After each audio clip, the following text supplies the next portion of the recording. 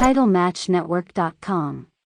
Welcome to another edition of the RF Video Shoot interview series. Today we're joined by a legendary voice of professional wrestling, probably one of the most famous faces in the world when it comes to professional wrestling as far as a TV announcer, Mean Gene Okerlund. Thanks for being here today. Rob, those are very kind words. I'll slip you a 20 a little bit later on, or maybe spring for a cocktail at the end of the interview. Sounds good. My rate's went up. It's actually 30, but that's okay. My very first question. Hey, no gouging. I'm sorry. This is your interview, actually. So I guess the very first question I want to ask you is, were you a wrestling fan growing up? I was kind of a semi-wrestling fan. It came on late nights on Saturday night, and I'd catch Verne Gagne and company back in the mid to late 50s. And then I kind of followed it when I went on to college. Matter of fact, I went to school with a guy by the name of Jimmy Rashke. Right. At Nebraska. No, just kidding. But no, Verne Von Erich was down at the University of Nebraska, and I was there. So, yeah, I kind of followed it, but not like today's, hardcore fans. Right. Not meaning hardcore, but dedicated fans. Right. So, what is your broadcast background before wrestling? What did you I have a significant background in broadcasting. All of it up until the point I started doing wrestling was in radio, and I worked for some fairly big stations. I worked part-time when I was going to school in Lincoln, Nebraska. I went then, when I got out of school, to Omaha, which was a biggie. Right. Warren Buffett's from there, so what the hell. Huh. But I worked at KOIL in Omaha for a couple of years. Then I subsequently went to Minneapolis and got into radio in a couple of stations there, where I was actually a program director, and a pure program director, one that wouldn't have to be on the air. That lasted about 1 week. So I had about 9 years of on-air experience in radio. So how did you make it over into the wrestling world? How did that come about? That's a kooky story. Maybe kinky too. But I'm just trying to think here. I happen to be a salesman at a television station in the Twin Cities. And the AWA was based in the Twin Cities. They did a live show every Saturday night. And there was a gentleman by the name of Marty O'Neill, the Irishman from St. Paul, who was the longtime voice of the AWA. He had a sports play-by-play background and was kind of a legitimate guy. Smoked cigars, cocktails, golf, much of the same things that I do. So I was asked to pop in and host this show because he was ill and would be unable to make it. I did it reluctantly, actually reared its ugly head, and I got a couple of bucks under the table from Gagne, and I said, sure, I'd be more than happy to do it. I didn't know jack about wrestling when it comes to the holes and the moves and things like that. He said, just sit down and call what you see. And I think that probably as a non-broadcaster, which Verne Gagne is and was, I think was probably the best advice that I have ever gotten. Today, the play-by-play guys, you sit down and listen to a match, and they're plugging this, they're plugging how these two became an item, and don't miss SummerSlam, and don't miss the Great American Bash, and next Friday on SmackDown, you'll see so much cross-promotion there. Those are back in the old days. You know what you did? You called the match. And that was it. Right. What were your initial impressions of Verne Gagne? Well, my initial impressions were very good. Verne Gagne was, was an icon. He had already become a bona fide superstar and world champion. He started out with Fred Kohler and the boys down in Chicago on the old Dumont network. Now, this goes way back. This is actually late 40s.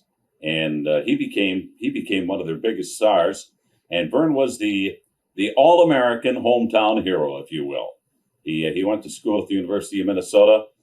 He was a Marine. He went to the Olympics in '48. He was an AAU NCAA champion. Hell, he had a lot of credentials. So my initial impression of him was a guy that obviously knew what he was doing. Only later did we find out what really happened. The rest of the story. We'll talk about that coming up, I guess. Sure. I guess when you first got into the business around some of the boys, what kind of lengths did they go to kayfabe you early on, or did they smarten you up right away? No, not at all. They did kayfabe me. Verne was a very big kayfabe guy, and to tell you the truth, it didn't bother me at all. It was not an insult to my intelligence. When I see two guys that aren't going to, get within 20 feet of each other, go behind a blackboard, and I'm seeing two sets of feet down there, and one of the sets of feet belongs to Verne Gagne, the other set belongs to Bobby Heenan. Hey, not the sharpest tool in the drawer, but certainly I could figure that one out in a hurry. Did anyone rib you early on? Or everyone's pretty cool with you? There wasn't a lot of ribbing back then. Maybe if guys would get a little joy juice in them, and they like to pull a rib on themselves. But actually, in that organization, the announcer was hands off. Nobody ever pulled me around, beat me around, did anything. Right. And I think that would be a bad move, even though it had happened to me later on. I was not one to be touched or grabbed. You wouldn't see somebody working over Al Michaels on Sunday Night Football or Monday Night Football, whatever the case might have been. And I think it lessens the dignity or the credibility of the announcer to be roughed up. I guess what was the hardest thing to grasp about announcing the shows for you early on? Well, I guess the hardest thing for me to really I don't know, I'm thinking of a word here, but to really be able to, in the play-by-play, understand where the guys are going with a match, where they're telling stories, which they did back in those days. You'd tell stories kind of like in a caricature or an animation. And sometimes you'd get, as Mr. Fuji would say, cross double. The guys would have gimmick or false finishes. And I had a tendency as an announcer in doing play-by-play, I guess, to anticipate. Wrong thing to do. You need to just call it as you see it. And I think that was an obstacle that took me maybe a year or two to get over. Right. And once I got that straight in my head, all was well. Did anyone ever give you bullets on bullet points? And if so, who? Did anybody ever give you like pointers as far as like announcing, or did you? You know what? They did, and of course I became a student of the game, learning, some of the holes and moves. Tell you the truth, I made up a lot of them as we went along. I mean, what's a Beal throw, right? Named after the late great Benny Beal. Verne Gagne says, "Who the hell is Benny Beal?" It's a hip toss takedown. That's it. Right. No Beal throw. Who did you work closest with early on in AWA? Who did you work with close? Well, I was kind of a one-man show there. We did have a couple of play-by-play guys that weaved in and out, but I'd have to say that probably I worked with Verne closest, because I was relegated to doing my job probably 1.5 days a week. I was definitely a part-time guy, and I guess in his own way, he would smart me up on the television matches. And also we did a lot of recording with 1 or 2 camera shoots at various arenas. We had to go to Canada for Canadian content. So that was very, very important to the company. What are your initial memories of meeting Hulk Hogan early on in AWA? Wow. Well, the first time I met him, he'd gotten a little advance work done in the AWA. They were going to bring him in as a Thunderlips type heel. He was going to be managed by luscious Johnny Valiant. And sometimes you get Johnny going. He worked off an easel with a poster of Hogan. And this was after Rocky III had been released. This guy was working with Sir Edmund Francis and Lord James Blears in Hawaii. Hogan got in about the 3rd or 4th week, and he had all this advanced publicity. And, of course, Luscious Johnny had been his mouthpiece. But when he got in, you could just see, the charisma, the way he carried himself, the way he looked, even the way he talked. High energy. And it wasn't long that the office realized, hey, this guy's not going to be a heel. Right. This guy is going to be a baby face. He's going to be our baby face. And little did we know that he would become, without any question of a doubt, the biggest star professional wrestling has ever, or probably wherever, at least in our lifetime, your lifetime, ever see. How did your friendship grow with him early on? Well, he was kind of the new kid on the block. He hadn't really worked in the territory as a top hand, and he had been working for guys like Eddie Graham. He worked for Vince McMahon Sr. and he did a little training with Stu Hart, Hiro Matsuda down in Tampa, of course, the guy that trained him. And I believe everybody would tell you that Hogan maybe never was the greatest technical wrestler in the world.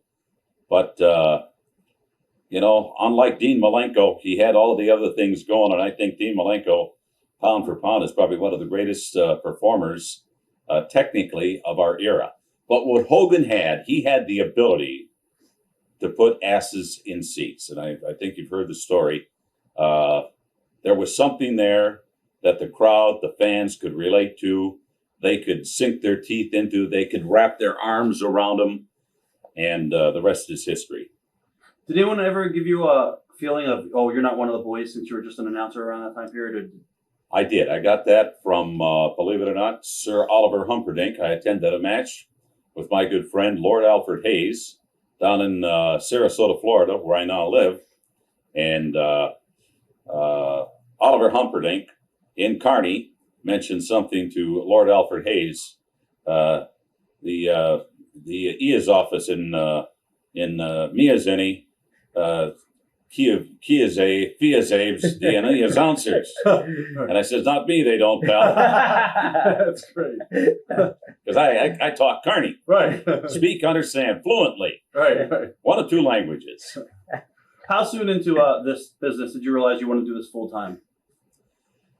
Well, Rob, to tell you the truth, I don't know if I ever really wanted to do it full time because all the time I was working in Minneapolis, I was either working in television sales, and then I went in with a couple of my friends, and we started an ad agency that specialized in retail advertising, and I liked that a lot. Both of the guys that I went into, unfortunately, we lost early on in the fight there to cancer, both of them. So I then kind of leaned when Vince McMahon came to me in mid-1983 talking about this vision that he had for a wrestling company and that cable TV was starting to come in and there were some things that we could do nationally, never mentioned globally, by the way, but at that juncture nationally that we could do. I decided, along with a little urging from guys like Pat Patterson, definitely from Hulk Hogan, that maybe it's the move I should make. And here again, money did play a role in my decision making. Right. It usually does. Who gave you the name Mean Gene? Jesse Ventura. Okay, that was my next question. Some of your early memories of working with Jesse the Body Ventura in AWA. Let me, as long as we're on the subject of the moniker Mean Gene, I was never in love with it, but I guess it served me well through the years. We've got a few burger and pizza joints up with the Mean Gene's name on it. Jesse Ventura was this flamboyant guy with the boas and the tie-dyes and everything else who would come on. And our regular show, which we would do wraparounds on. The wrestling was one thing and separate, and then we do the wraparounds. Jesse would come on out, and he always was a name dropper. Jesse, where have you been this week? Well, I've been with Mick Jagger and the Rolling Stones and Keith Richards and myself. We're like this. God, that's impressive, Jesse. Who else? Bruce Springsteen. God, does he love me? Wants me to be his personal bodyguard. So the one time he came in and said, Mean Gene, or no, he didn't say Mean Gene. He said, Gene Okerlund, do you know who I was partying with this last weekend? I said, Jesse, I wouldn't have a clue. He said, Tom Petty and the Heartbreakers. Right. I said, you're kidding me, Tom Petty? Wow. He says, you know who Tom Petty is? And I says, well, of course I do, Jesse. He's a famous race car driver. And with that, that's where Jesse came up. That was Mean Gene, and the name kind of stuck after that. Did you ever think that Jesse would go on later in life to become a mayor and all that stuff? Governor, I'm sorry. Well, mayor also. Right. Yeah, both the mayor and the governor. The one thing that I guess I realized at this juncture in my life, you never say never. A lot of people thought Jesse Ventura was a kook. He was a bona fide, free spirit. In his book, Don't Have Time to Bleed, or whatever the name it was, too much information there. He talked about the Mustang Ranch and about smoking a joint or two through the years. Maybe that was too much information, but you know what? In Jesse, at least, you knew what you got because he didn't hold anything back. He didn't try to kayfabe anybody. Right. He told it the way he saw it. And a very opinionated man, no question about it. What are your early memories of Crusher and the Bruiser? Well, I got to know Crusher much better. I liked Reggie a lot. A great guy. Sometimes he was kind of between he and Dick, between Bruiser and Crusher, they were kind of like Walter Matthau and Jack Lemmon, a grumpy old men, because I caught them in the later stages of their respective careers. He was just one real bright light that I saw in wrestling because he knew when he got on to do a promo on television and talk about his match, he could entertain. He was talking about as soon as I beat so-and-so, we're going to have a big party. I'm going to take all of the dollies out and we're going to do the polka and we're going to drink beer. And, the blue-collar people that followed wrestling back then when events were held in smoky National Guard armories or high school gymnasiums or very, very small venues, it was a different ballgame. Crusher was fantastic. Bruiser was quite the businessman. He had a college background. Dick Atlas was an NFL player for a couple of years with the Green Bay Packers. A little short. I don't know how he did that, but back in those days, got away with it. And he ran the Indianapolis promotion with Wilbur Snyder. Bruiser and Verne Gagne had a very, very tight relationship going back to Dumont when they both worked for Kohler in Chicago. I thought Dick was a bright guy. I thought Dick was a pretty shrewd businessman, and he had to be because all of the boys were bitching about the payoffs when it came to Bruiser. But those are my memories. I thought as a tag team, they were great with the Cousins deal and everything, and they kind of had that look-alike. So I thought they were great. What about Ken Patera? Some of your memories of working with Ken? Well, Ken Patera was working in New York when I was working in Minneapolis for the AWA. He also went down and worked for Jim Crockett Productions. But Ken Patera, when I first saw him, he was, believe it or not, a bouncer at a bar with another gentleman whose name escapes me. Ken Patera and, Ric Flair. The Nature Boy was a bouncer. Wow. They bounced at a place called George's in the park, and you knew they had the bleached blonde hair, and they had it all going for them. Plus, they were, both pretty tough customers. They needed to be. Ken Patera, good man. He had some real rough breaks, and literally rough breaks in Milwaukee with that accidentally that brick falling out of his hands and going through the window. What are your early memories of a young Ric Flair? You touched briefly on him. My early memories of Rick. Rick was a student of Verne Gagne's. He went to the camp. He did very well. Verne Gagne's normal arrangement is he takes 10% of their income for the rest of their lives. I'm sure there's a cutoff somewhere you can make look. All right. But Ric Flair gave him the Italian salute and went down and started after a couple of matches. I covered his very first match in the AWA. But he went down to Carolina, kind of moved around a little bit, and got his own niche. And wow, I don't think he could have developed that persona if he would have been working for Verne Gagne, because Gagne would put a lid on him, and Flair is a wild man. As a matter of fact, he still is a wild man. All right. And a good friend, by the way. Memories of working with Nick Bockwinkel. Oh, I love Nick. Nick was one of a kind, second-generation wrestler. Born and raised in St. Louis, spent a lot of time in Southern California. Nick was a good technical wrestler. He did a lot of high-flying things, but he could also do the Steve Regal and Billy Robinson kind of moves. I liked him a lot. And as it turns out, here's a guy that made his mark in professional wrestling, had his little slot, and made a living at it, and a good living. I guess at what point did you realize, looking back now, would you say, all right, I'm good at this? I made it. I'm kind of, I've got a little bit of an inferiority complex in that when I sat around, I guess I didn't have the confidence in myself because 90% of the time I didn't know what the hell I was talking about.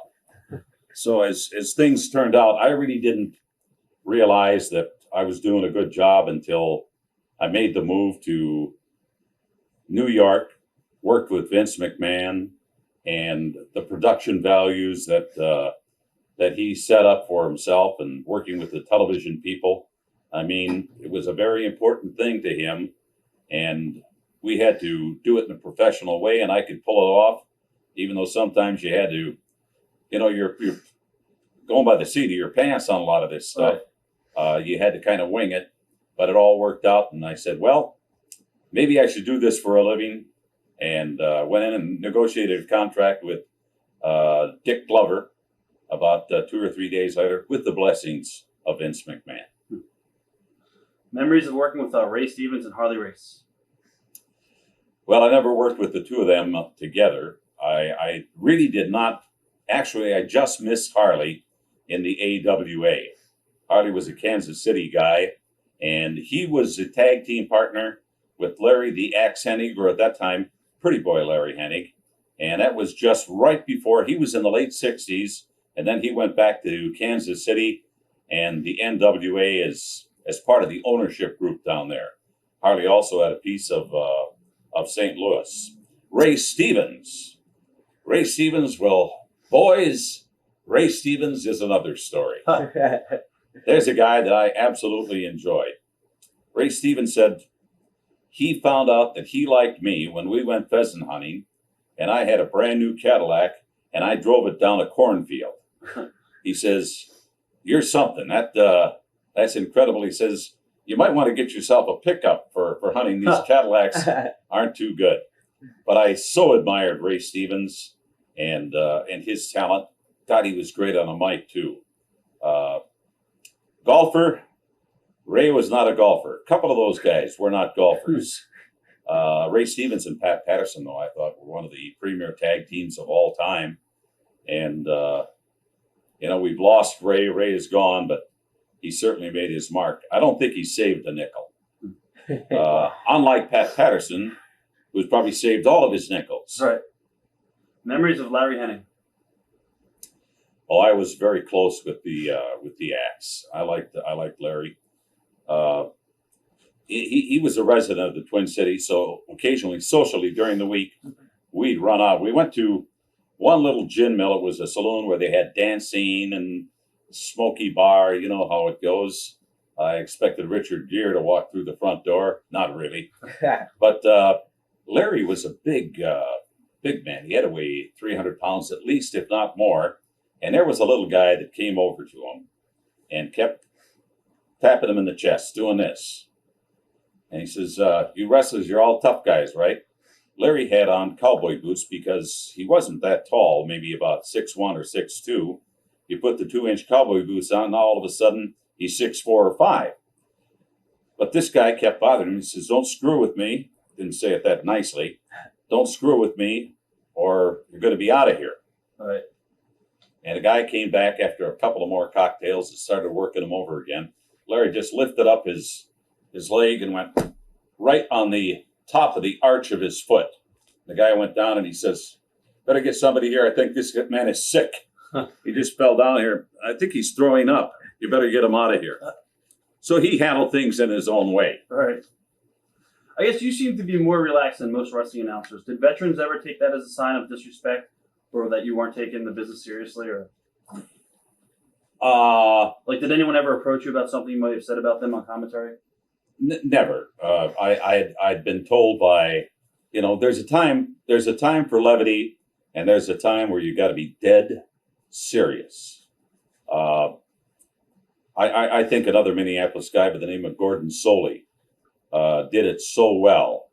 He could have fun with the product, but he did such a good job of selling the angles, and he did it with credibility, I think, because he was serious 90% of the time. What would you say, guys? 50-50? Little levity here and there? Right. Yeah. But when it came time to do business, and you had to be serious, I think I worked that pretty good through the years. Looking back at AWA, who do you think in the ring, as far as psychology-wise, had it? Well, Nick Bockwinkel certainly had psychology. I'll tell you who else. Mad Dog Vachon was incredible. Crusher was incredible. Let's walk through them one at a time. Mad Dog Vachon, I was covering a match up in Winnipeg, Manitoba at the arena up there. Sellout every third week on a Thursday night, even if the temperature was 50 below zero Fahrenheit. But Mad Dog Vachon had an angle going with Jesse Ventura. Mad Dog was a diminutive man. He's probably in his mid-70s now, if not older. But he wrestled very, very, very late in life. But he had such a great feel for what was going on. Here we are, 15,000 people in the arena. He's working with Jesse Ventura, and he comes over to my announce table because we recorded these matches for Canadian content. And I was just amazed. He says, "Give me the microphone." You don't argue with Mad Dog. Takes a microphone. He has the wherewithal to turn on the microphone. It was the house mic. Get the volume. Walks over to Jesse Ventura. Bam! Right over the top of the head. And, of course, everybody heard it because he used the microphone. He turned it off and put it back in the mic stand and walked away. Nice guy. Memories of Bruiser Brody. Bruiser Brody, to me, he was kind of an in and out guy in the AWA. That's the only place that I worked with him. And he had this reputation as being, a bit of a lone wolf, also a rabble-rouser. He was the guy that went against the grain. Promoters weren't in love with him. But he had a thing in Japan that he could always fall back on. I saw him as a very talented guy. And he served a purpose where somebody could bring in these territories for the Crockett's, for Gagne, for Paul Bosch in Houston, even for Vince McMahon Sr. Up here on the East Coast. You could bring this guy in, have a good 6 or 8 week run with him, a couple of angles, and then he was off to the races. Right. After that, he got bored. He was gone. But truly a good hand. And he, like a Stan Hansen, never really working a territory, but was always there when you needed him. And he had a love-hate relationship with Gagne. Right. That. The only thing I really feel bad about is the sad demise of Bruiser Brody. Right. Much too early. Memories of working with Bobby Heenan in AWA. Oh, God, are you serious? Where do I start with him? I've been in this business for 35 years as of April, and Bobby Heenan and myself have worked probably 30 or 31 years out of that 35-year span together. We worked together in the AWA. Obviously, we worked together in the WWF round one.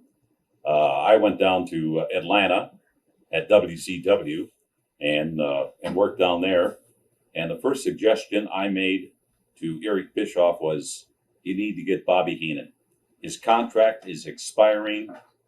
He's got a 6-month non-compete, but I think we need him here. I'm a big fan of Bobby Heenan's. Why wouldn't you be a big fan? He's clever. and he could show so much emotion. As a manager, there was none better. And even as a color guy on television, I thought that he and Jesse, Kurt Hennig, I like Kurt, Jerry Lawler, but Bobby just didn't want to be a manager anymore, didn't want to go on the road, so he wanted to be a broadcaster, and a good one he was. I still stay in contact with him to this very day. I feel bad about Bobby and that throat thing, because the throat cancer has essentially taken his livelihood away. Now, whether Bobby would be in retirement now or be working, I'm sorry, that might be Vince McMahon wondering what the hell we're doing here. You want me to pause it? There. No, don't pause it. Don't pause it. I'll take it here. Hello, Kevin? Yeah. Let me buzz you back. I'm doing an interview with some people here from Philadelphia. Thank you. Kevin Dunn. Gotcha. Good friend. You know what? I do it on a golf course. I'm going to turn it off here. Thank you. Wouldn't you say? Nice play. Sorry about that. That's now, okay. Where were we? We're talking about Bobby the Brain Heenan. Oh, Bobby. The unfortunate part about this, he both surgery and he had radiation, and it paralyzed his vocal cords, and he's learning to speak all over again. For somebody that was so glib, that was so good, that was so quick with wit, and had the ability to put his boys over and really take and amplify or magnify an angle, an issue, there just was none better. I remember when he came into Madison Square Garden for the very first time, we had done a few interviews on television, and as we kind of got into week 2, 3, 4, I made reference to him as, well, you're going to be in the Garden on January the 6th, or you're going to weasel out of this deal too. By the time he got to the Garden, 6 weeks later, the chant of weasel, weasel, it was there already. Memories of working with Lord Alfred Hayes. Oh God, Lord Alfred Hayes was here again, one of my favorites, and you can see the guys that I really kind of like. A Bobby Heenan, a Lord Alfred Hayes. Lord Alfred Hayes was so good on camera, behind a microphone, and his wrestling technique, at least when I saw him, maybe in his younger years he had it, but it was a little, what shall we say, lame. He certainly wasn't green. He was a journeyman, no question about it. He wrestled originally as Judo Al Hayes in the UK, and Lord Alfred Hayes. But I'll tell you a very quick story. He was on a radio show in Minneapolis on a very prominent AM talk station, WCCO AM, and the guy on the air said, "Are you really a lord?" And Alfred said, "Well, of course I am." Old chap, old boy. And he says, do you have a seat in the House of Parliament? He says, "I don't currently have a seat in the House of Parliament, but of course I held one there for 16 years. And the guy says, "Are you kidding me?" He got on the phone, made a telephone call to Scotland Yard, the one that was right next to Parliament in London, and I got the guy on the phone, answered the phone, Scotland Yard, precinct, whatever, blah, blah, blah. He says, "Have you ever heard of a gentleman by the name of Lord Alfred Hayes?" And the guy says, "Well, most certainly. Lord Hayes was a member of our Parliament here for many years." And the guy says, "Are you sure?" "Yeah." He says he was. That ended the conversation. And of course, Lord Hayes never had a seat in Parliament. Right. Never even a lord. Hell, the Queen's got to work that deal for you. But he sure handled it properly on the air. And the guy that answered the phone, the officer, was at Scotland Yard, was obviously somebody that knew Al Hayes as Judo Al Hayes, the wrestler, and he made that transformation that he was waiting to be anointed a lord and subsequently run for Parliament in the UK. That's great. Memories of working with Mr. Saito. Mr. Saito was great. I mean, the language, Verne always liked it. The Japanese switch the L's and R's off in their conversation. And Verne says, ask him how he likes his fish. You know, he said, how do you like your fish, cooked or raw? And he would say, law. And Verne got off on it. So, I mean, that was it. That was a question I had to ask him. But Saito was a great guy. I liked him. He got out and about in Minneapolis, St. Paul.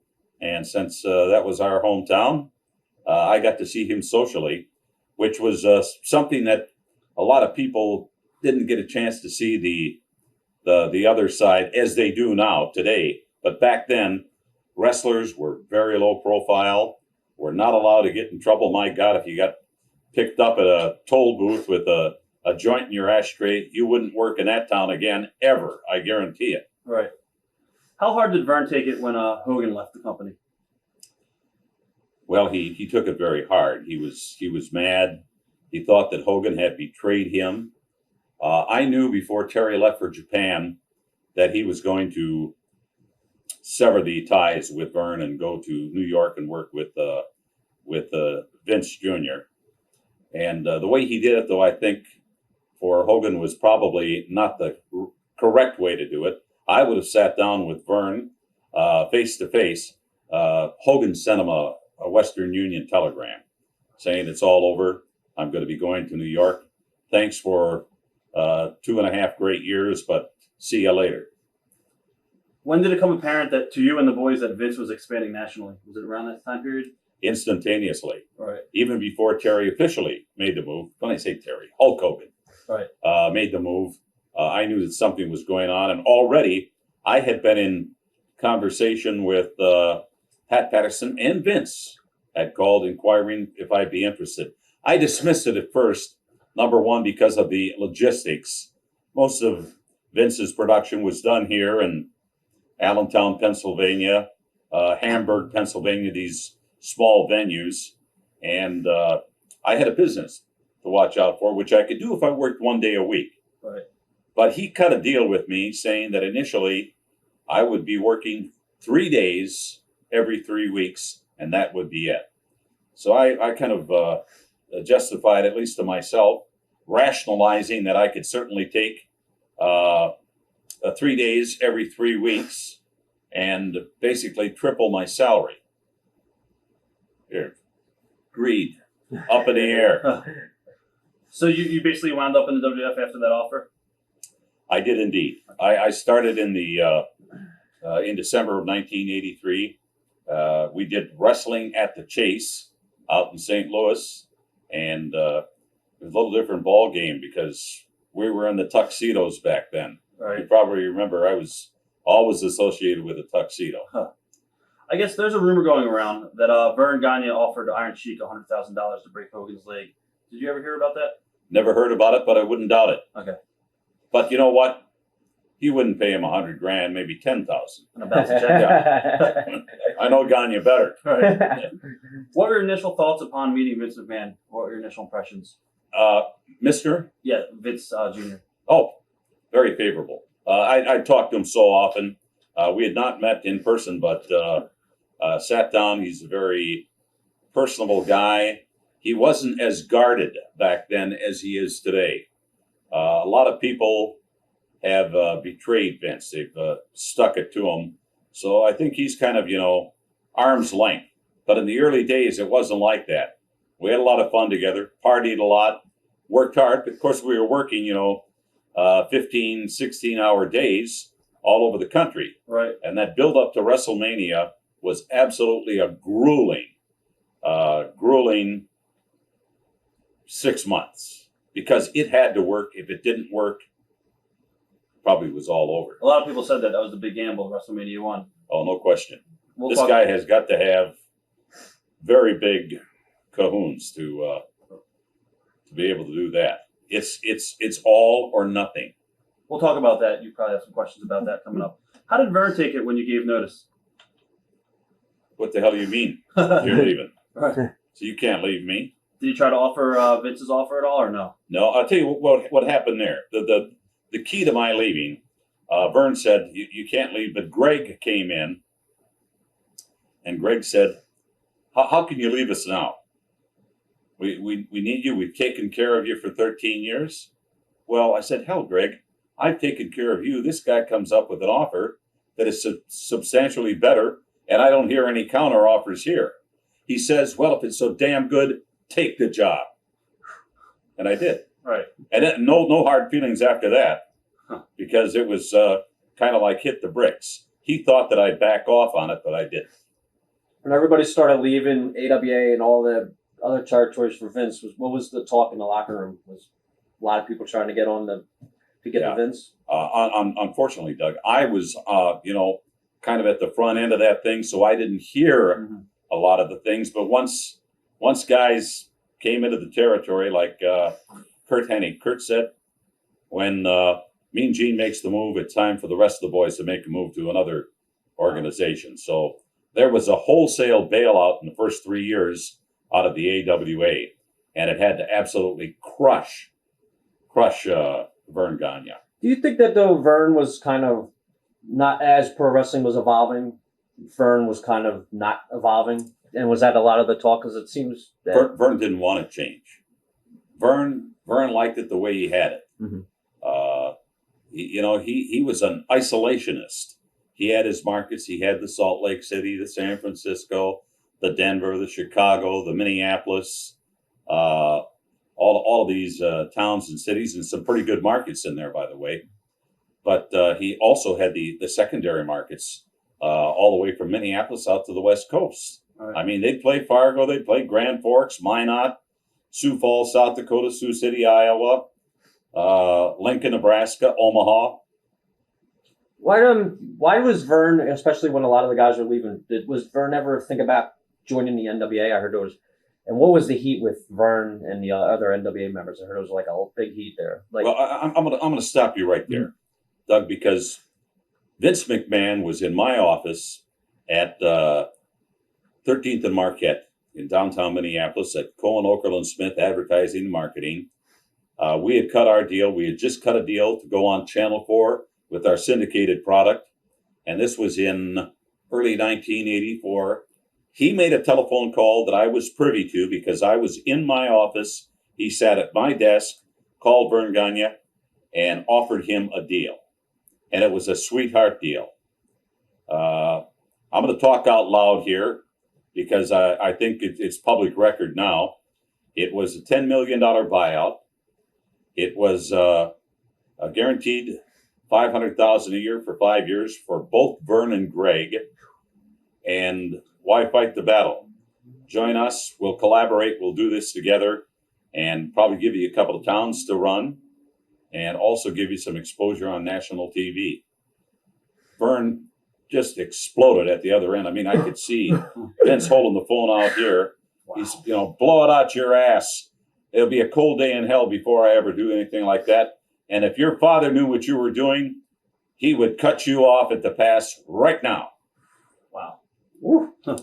Vince Sr. knew what Vince Jr. was doing. Right. I guess what were the differences when you first started in a typical day for TV for Vince as compared to Verne? Oh, boy. Well, the energy was a little different, but not that much, I guess. I would do interviews usually on Saturdays for Verne Gagne. And then when I left the TV station, went into the advertising business, we moved that into the week so it wouldn't interfere with the weekend house shows. And we did tape the shows as opposed to running them live.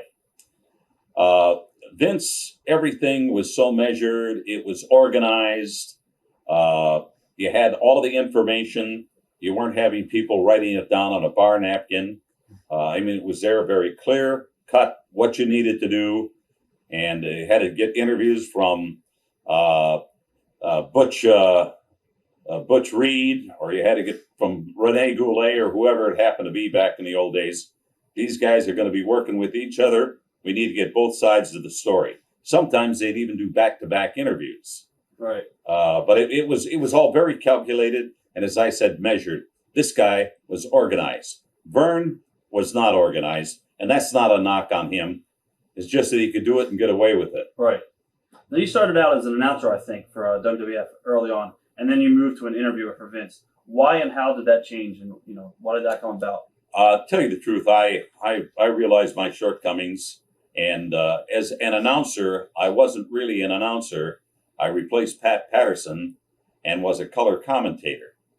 I am no more qualified for color commentator than Larry King. Right. You might be an announcer, but that doesn't make you necessarily a wrestling color commentator. Jerry Lawler, Jesse Ventura, those guys were. How did life change for you when WWF blew up and got national exposure? Well, it was just, we were kind of operating in a haze. I couldn't believe it because we did those ongoing things before WrestleMania 1. Excuse me. Sure. If you don't mind. Imported from Russia.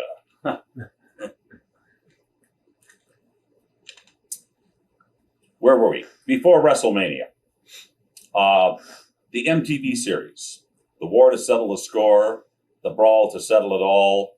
The Cyndi Lauper. All of the mainstream people. My God, it was fun. I was at Madison Square Garden. And all of a sudden, Piper either slammed Dave Wolf or somebody. And here's Danny DeVito. Here's Andy Warhol. Here's Joe Piscopo. Here's a ton of folks coming in, and I'm talking to them about our product. Right. And they are big marks. It was really exciting. It was a very, very exciting time of my life. I guess whose idea was it for you to start doing songs when the wrestling album came out and pretty much make you a character and they put you on TNT and stuff like that? Just part of the... Yeah, we just watched one of them today over at the studio, and it was where Don Morocco and Mr. Fuji Vice? on Tuesday Night Titans became the comedy team, and they were going to be playing Ike's Chicken Shack on the Jersey Shore and all these big venues. Nothing in Vegas yet, but they had great promise. But they were reading. They said, "Don't rehearse this. We got it all written down for you. You can read it off cue cards." And so anyway, Morocco was absolutely terrible, which made it hilarious for Lord Alfred Hayes and myself. And Fuji's one of a kind. He takes a look at the script and he says, "Magnificent one. How about something tropical?" Well, it was supposed to be, how about something topical? So, they had us bent over. Don't take that the wrong way. I was actually going to ask you, was it hard for the guys to stay serious during those goofy segments at all? Well, of course, the Tuesday segments, are you saying that? Well, TNT. That's what that show was all about. You got Nikolai Volkov coming in there with a legitimate Russian bear who summarily craps on the floor, blows the audience out. Oof. Had to air out the whole deal. Iron Sheik shows up with a camel, and he had asked me, he says, "What's the name of this camel?" I said, "Well, it was an old Ray Stevens, not Ray Stevens, the wrestler song, but it was called," and he rode on a camel named Clyde and Glide, I said, "The camel's name is Clyde, Sheik." He says, "You're a very intelligent man. I'll mention that on the air." So he gets on the air and he calls the camel Claude. That's great. Just another one of those little things. The Sheik was an entertaining man. Whose idea was it for you to wear pantyhose on TNT when you sang Tutti Frutti? Well, I would imagine that would have to be Pat Patterson or Terry Garvin. Right. Yeah. As time went on, did the success change Hulk Hogan as far as his personality goes with his ego and stuff? Or to you, at least, was he the same old Hulk Hogan? I think it had to. To answer that question very honestly, I don't think he had to put his guard up like Vince McMahon had to put his guard up. Hulk made some big money through the years, and all of a sudden, these little vermin that get into our business on the ancillary side, trying to get in on the action, would be approaching Hogan for side deals and things like that, and became, after a while, I think, a constant nuisance to him. Number one, he had an exclusive contract with the WWE, so he had to honor that, didn't want to get in trouble, and these people were very persistent. He just didn't need it, so yeah, he became guarded.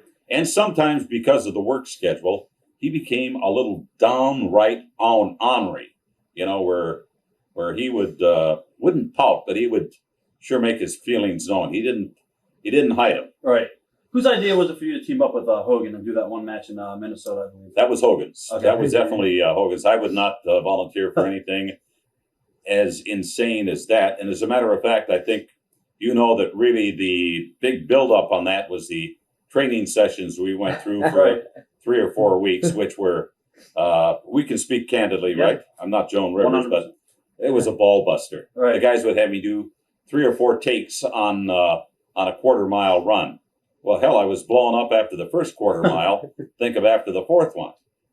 And Hogan had promised me on the air that you don't even have to get in the ring. I just want you standing in my corner, and I'll take care of Fuji and George the Animal Steele. Well, he cleaned house, in the opening moments of the match. Came over to me. I high-fived him. Referee said, "Tag, you're in." A lot of fun. Right. A lot of fun. Talked a little bit about Mr. Fuji, and of course he's infamous for being one of the all-time biggest rivers. You ever get ribbed by Mr. Fuji? I can't tell you all of the things. Maybe in my book. All right. Rob and Doug, you guys are going to co-author anyway, so Sounds good to me. maybe we can tell some of those stories. Have you eaten any barbecue? Pardon? Eaten any Fuji barbecue? Oh, have I eaten any Fuji barbecue? No. Okay. No. Obviously, somebody has. Yeah. I think the best story on Fuji. Fuji was a Hawaiian. We had a guy in by the name of Killer Khan, who was a Korean. Fuji did not like him. He managed him, but he didn't like him. And his deal was kind of like the Great Muta, where he would spew this green stuff out of his mouth. So during the 2-minute and 54-second stand-up interviews that we do for these individual markets, Killer Khan would have to put this green mouthwash in his mouth, and Fuji would screw with him all the way through the interview. He was sticking Copenhagen in there. He'd take him over the head, bang him right over the head. See how tough this man is? Boy, son, he can hit him. I can hit him in the shins, too, and he'd hit him with the cane in the shins. And finally, what happened, I guess, one time, it's down in Washington. He hit him so hard that he swallowed both the Copenhagen and the solution, and we had to bust the interview, but we kept it because it was that good. And I mean, it was absolutely hilarious. You would have been down on your knees. How real back then was the rivalry between Hulk Hogan and Jesse Ventura? Oh, there was a rivalry, still is today. Jesse was Jesse, and to tell you the truth, I think he might have done a little bit of a knockoff on superstar Billy Graham, which they also accused Hogan of doing, with this. But there was a rivalry there. Jesse was on top when Hogan came into the territory in the AWA, and all of a sudden, Hogan became the big deal. Jesse and Adrian bailed. They went to New York, and they didn't see each other until Hogan arrived on the scene here in late '83, and of course, the big January in '84, where he became the WWF World Heavyweight Champion. Jesse did not like that. So that was my spot. All right. I guess, were you surprised when you saw more and more of your old AWA peers coming over? No, not at all. I knew they had great talent back there. The guys were trained well. They were at least in the ring, disciplined. Some of the organizations weren't run by wrestling people, quite candidly, and things got a little out of control. People would get hurt. Our business is not to hurt our talent, not to hurt each other, protect them, because we're all in for a good time, have fun, make money. Right. What were the politics like in the 80s between Hulk Hogan and Roddy Piper? I wasn't privy to all of that, but I know that there was some heat, some friction between the two, and I think a lot of it was settled after WrestleMania 1, after the first WrestleMania. But the build-up, I think there might have been enough legitimate heat that the boys knew they had something going, because you could really feel the tension between those two. Even when I'd be back in a locker room or something, and one of them would walk by the other, there wasn't a word said. Hogan wouldn't give Piper the time of day, and Piper, who knows what he was saying under his breath. Both guys, though, you got to love them both because they made a big mark in professional wrestling. Without a doubt. How nervous was Vince McMahon going into the first WrestleMania?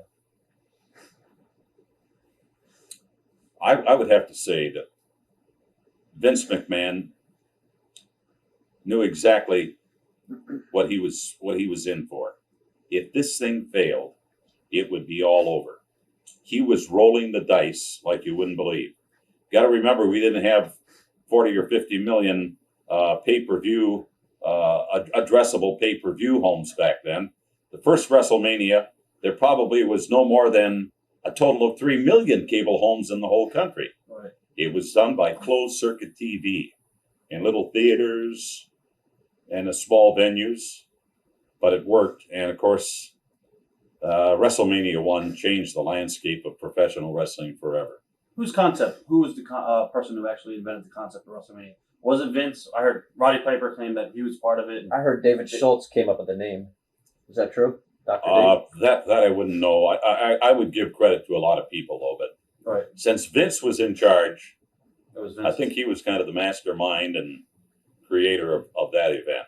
Was it true that Jimmy Snuka was being planned to be in that main event, but then he was kind of, for his troubles and whatever happened with in Allentown, that's why he wasn't in the main event, and that's why he was the second? Well, I don't know if it was the Allentown incident or not, but Jimmy Superfly Snuka at one time, I think, had a spot in that main event.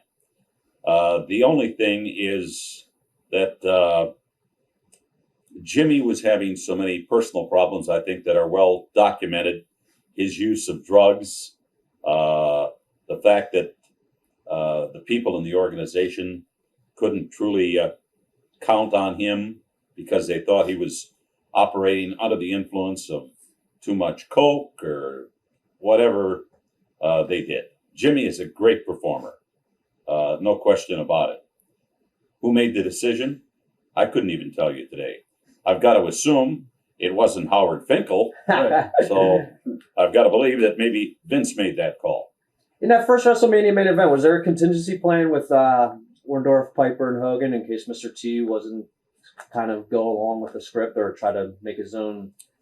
Mr. T was a very tough guy to get along with. Liberace was a pro. Liberace came dressed. He had on a piano watch. He was very articulate.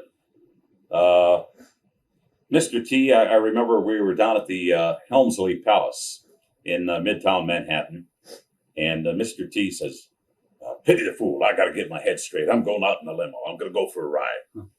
Well, hell, he missed the press conference. You know, and he was getting big money. You were the first person ever to sing the national anthem at WrestleMania. Whose idea was that? I did that by default. I think originally that they had a major name that was going to come in and sing the national anthem. That major name might have partied a little bit with Jimmy Snuka because the long and the short at the 11th hour was a no-show. And as I told Vince, hey, I can do this if we're not going to start a WWE event without having our national anthem played or sang. So we did it. Probably not my best effort, but better than nothing. As Sheik would say, better than nothing. When did you realize that the WWF was now ingrained as part of pop culture? That happened with the Rock and Wrestling connection, because MTV was, very much a happening thing there in the early stages of cable television, and we kind of fit right in. WWF was there, front and center, part of it all, and collectively, they made pop cultural history, if you will. SummerSlam promo, the infamous promo where you actually had to curse by accident with Rick Rude. Did you get heat for that at all or not? Not really. That was a pre-taped interview, and that was tape number 1. And the tape guy was supposed to cue up tape number 5. I did think when I was backstage and Vince was at the gorilla position, which everybody in the know knows what the gorilla position is, and got on the headphones and said, Jesse, cover for Okerlund. Did you hear what he said? And Jesse came right out on the air and says, yeah, leave it to some foul-mouthed guy like Okerlund to say something like that on the air. He should be ashamed of himself. He absolutely buried me. Right. Wow. How crazy did things get around? It was late 80s, early 80s, actually. I forgot what year. With the Ring Boy scandal. It was kind of a strange thing, Rob. I never saw any of that. Right. I mean, I know the Ring Boys were there, and there were stories. There was an internal investigation done, and people were put on paid administrative leave, and once the air was cleared, everybody went back to work, and it was business as usual. If it ever happened, usually where there's smoke, there's fire. But I can't document whether it happened or not. Right. Who are your favorite and least favorite guys, I guess, to interview and work with during this time period? Well, I had a ton of favorites, and really, as I look back at it, this question is frequently asked of me. I had one altercation with Tony Atlas, and Tony at that time, well, he was real big, very muscular. He was a little tough to work with, but he was coming in there and he was out of control. Right. Tony has since, he and I sat at the Hall of Fame, and I like Tony Atlas today. He's cleaned his life up. But he was, a great piece of talent. Had a hell of a body. Right. Whether it was man-made or not, who knows? When you did TV and you did interviews, did anybody besides, Tony Atlas give you problems as far as, no, not you problems, but the company problems? They weren't able to cut a promo and retake after retake after retake, and you're like, come on. You would ask that question. Well, would you guys like to guess? I could tell you who the most impossible guy on interviews that I had to work with. Warrior? Ultimate Warrior. And you know what? If I were on the telephone with him, I wouldn't have a clue what he said. Because I never knew where this guy was going, and I don't think anybody else did. I think the whole thing was a smokescreen. Sees it in the stars and this, but he had some charisma. His look was a very hot deal. What was your take on the big altercation between the Rougeaus and the Bulldogs? I thought that was very juvenile. It escalated into a full-scale war. The Bulldogs jumped the Rougeau brothers because they apparently said that the Rougeaus had done something to them. I don't know if it was messing with their boots, equipment, or whatever the case might have been. And then the Rougeaus, in turn, I was at TV that day, waited for the British Bulldogs, Davey and Tommy Billington, to come back into the building. They jumped them and just beat the hell out of them. I mean, really beat the hell out of them. Tommy took a look at himself in the mirror and said, "Hey, I believe my choppers are gone." He got his teeth knocked out. Did you see anyone ever crack due to the road schedule during this time period? Did I see anybody crack? Yeah. Oh, yeah. Yeah, I saw people. I'm lucky I didn't crack. I had to spend a little time on the couch with a guy in a white jacket, right? But we made it through. No, it was grueling. San Diego, California, probably in 1986 or 87, in one day, I did 141 2-minute and 54-second, essentially 3-minute interviews. 141 in one day, standing on your feet, putting up with the boys being restless and everything.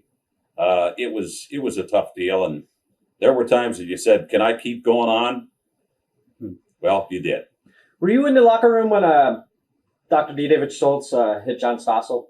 And did Vince put him up? I was 10 feet away from him. Did Vince? We will never know the answer to that.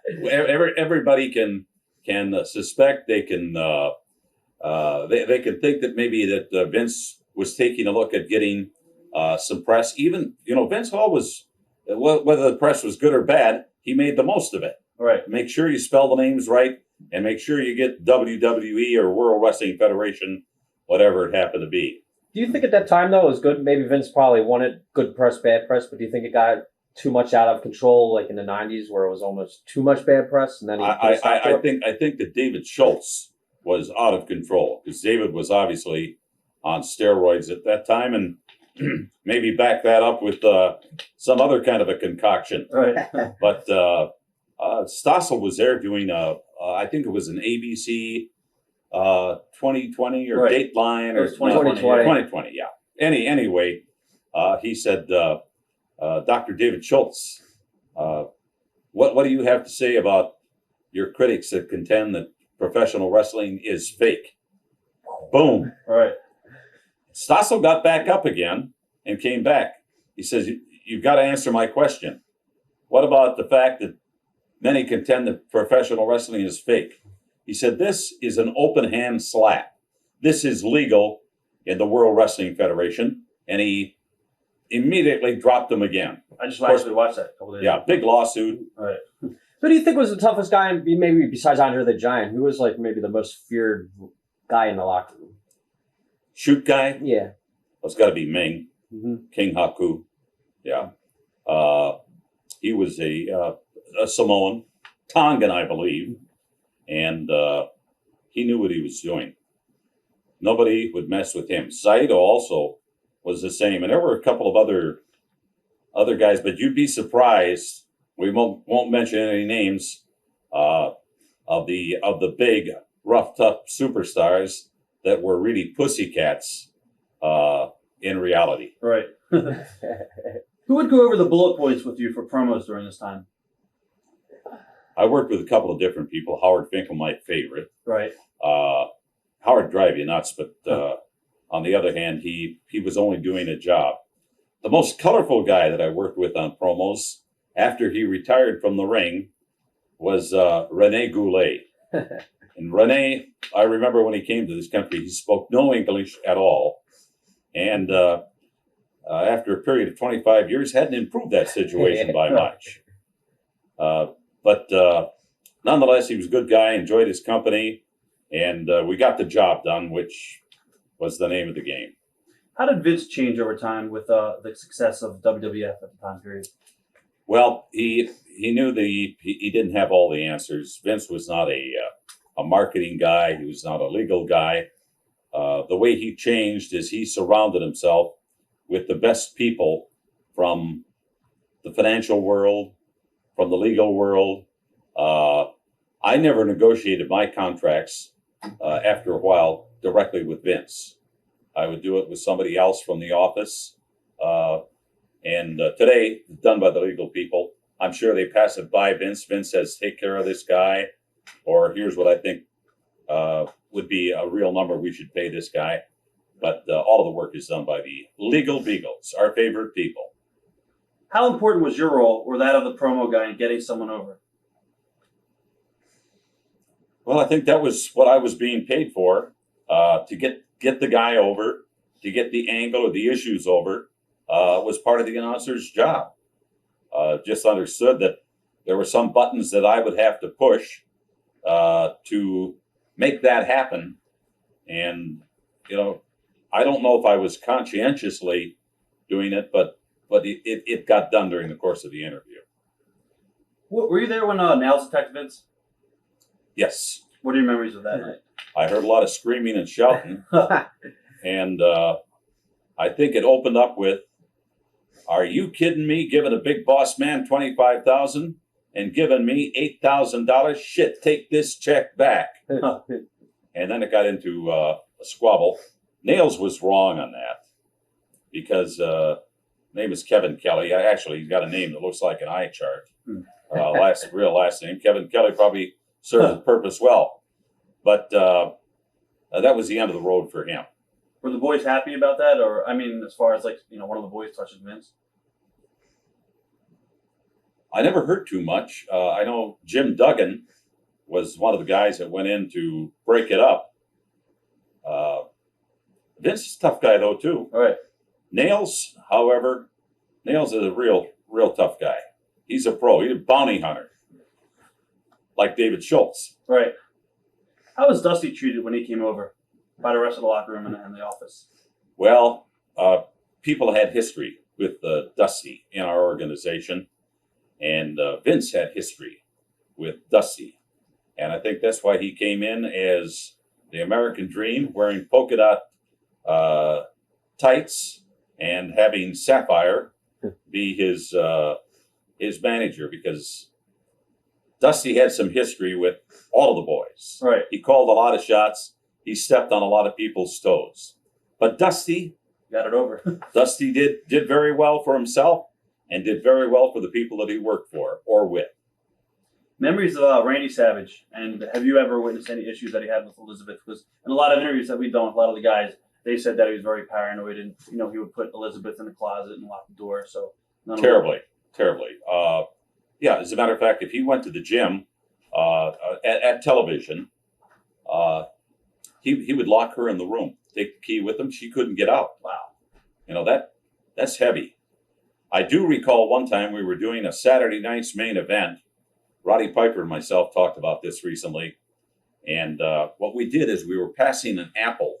Had an apple here. Right. You probably remember I remember I don't recall if it was Valentine's Day or what it was. But the Halloween thing. The Halloween thing. That's it.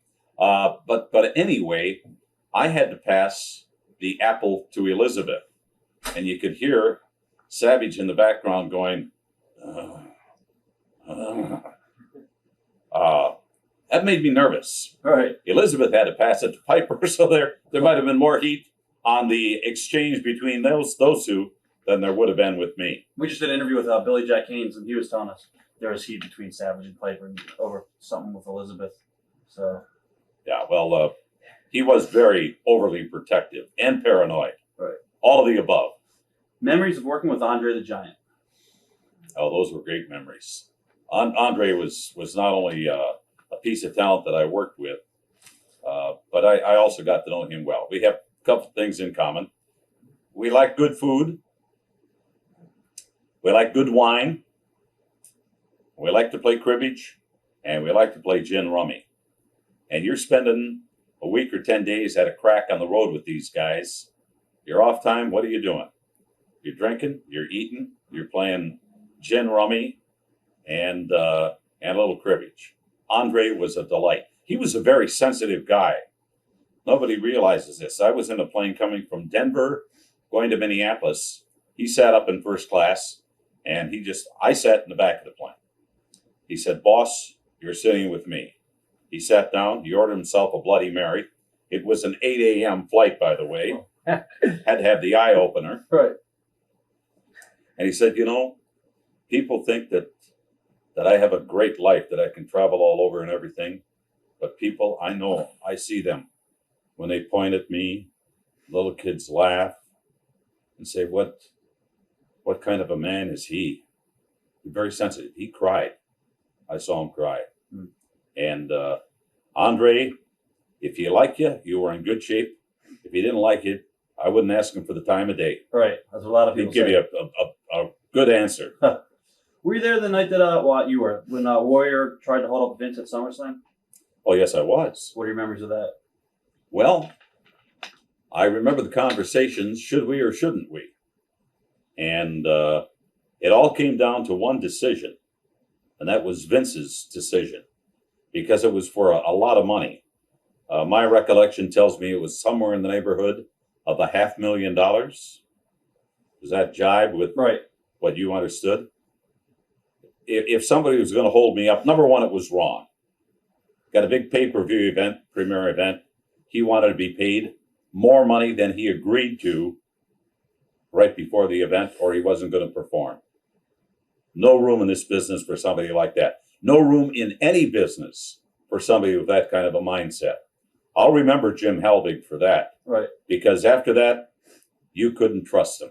He could not be trusted. Did you want it in a check, or did Vince have to wire to his account? I mean, was it a check? Because if it was a check, you could just stop payment on it, or Well, I don't know about the ins and outs of that.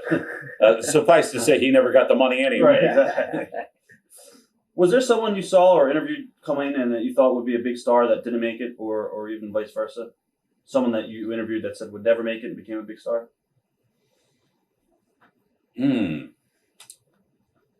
That's a very good question. I'm sure you spent a lot of time with that to drive me nuts. I think I had some second thoughts about a lot of people, but gosh, I mean, I've seen people come in. You say, this guy, fat chance he's going to do anything, and the next thing, he's Shawn Michaels, he's Bret Hart. Right. I always thought the smaller guys had a little less chance of making it. Bret initially was not a great talker. He could communicate, but he stumbled around a little bit. And I think that he was very nervous, too, about what he was doing. Shawn Michaels probably tried to do too much initially, but I'm very close to Shawn Michaels today. I like Shawn Michaels. I missed him in the AWA, but I sure caught up with him in the WWE. And at one time, we even thought we could get him down to WCW. But he had a lot of loyalty to Vince. Right. But on the other hand, Vince also was very loyal to Shawn Michaels. How approachable was Vince to you at this time period? Vince was very approachable. I could call him at the office if I were out on the road. He would take my call. Still to this day, I have his home telephone number. Not that I would bother him at home unless it was something very important. But Vince is very approachable. Probably a little less so today than he was 20 years ago, but nonetheless, he still is accessible. What are some of your favorite matches during your time in WWF that you actually watched and you kind of were a fan again? Of matches? Yeah, anything that you actually watched. Ooh. Well, of course, I was a big fan of in the early days of the Snuka, because I'd only heard about this guy and I'd seen Warner Wolf on CBS once a month giving the results from the Garden. I thought he was absolutely incredible. But there were a lot of guys that I saw that I hadn't seen before that were new to the business. Davey Boy Smith, the Dynamite Kid, the Rougeaus. I never worked with them. They were Montreal talent. Right. But seeing all of these guys and seeing what they could do, a lot of people laugh at Jacques Rougeau. But my God, he was one of the Rougeaus. He was Sergeant something. I forget now. What was that character's name? Sergeant Jacques Rougeau. I forgot. Yeah. Of the Royal Mountie. Canadian Mounted Police. The Right, Mountie. I'm the Mountie. Right. Yeah, I'm Yeah. the Mountie. So What was your favorite skit that you did? Because I think I know what my favorite skit that you did. Oh, You know what it is. Yeah, without a doubt. We still repeated it. The WrestleMania 1, we're in the gym with Orndorff and Piper. We told you not to come, and Orndorff put the thing on your fingers, and then they beat the guy up in the street. They threw you out of the gym. oh yeah. And Piper. Well, he also dropped the bar on my hand. Yeah. When they put Yeah. the best is when Piper in your face, and you did this. Your face was Well, that's my favorite. I didn't know those guys that well. Yeah. And Who was the nobody guy knew that what- they beat up? Pardon? Who was the guy that they beat up in the street? So that's some jabroni. Yeah, that was cool. Yeah, they got- I always wondered who that was. Some guy walking by. Right. He was going down to get a hot dog and a cup of coffee, and they took him out at the knees. Yeah, that was tremendous. Memories of Kerry Von Erich when he came over. Kerry came over and was closely associated with Warrior. They hung together. I knew somewhat about Kerry's past. I knew about the tragic incident involving his leg in that motorcycle accident. Kerry had a great look to him. Kerry had a look that would rival, I would say, the Ultimate Warrior. Don't think it would rival a Hulk Hogan. But of course, he came from a family that some say now, after all but one is gone, was totally dysfunctional. And Fritz drove the kids to all of this, but who knows? Did you ever see any of the I problems? never lived in the house. Right. Did you ever see any of the problems with Kerry? As far Yeah, as I did. Obviously, he liked to partake of not just a cold beer, but maybe something a little bit more.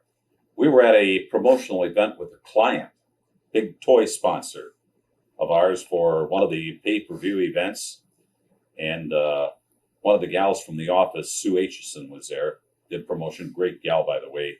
Handled that stuff very well, professional. She's a Brit. All right. But anyway, we dined at a very popular Italian restaurant. I think it was like at 82nd and 2nd. And Kerry was there. And of course, you have pasta, you have sauce. And by this time, he was gonzo. And I'm trying to talk to the guy from LJN Toys or whatever it happened to be. And Sue is too. But in the meantime, he's got the fork and the spaghetti and the linguine or whatever it happened to be. And it never make it to the mouth. Oh, no. Right. Yeah, in the sleeves. Uh, But I honestly think, I mean, he was a great talent. Good worker. How big in the 80s were drugs in the business? Was it a big problem?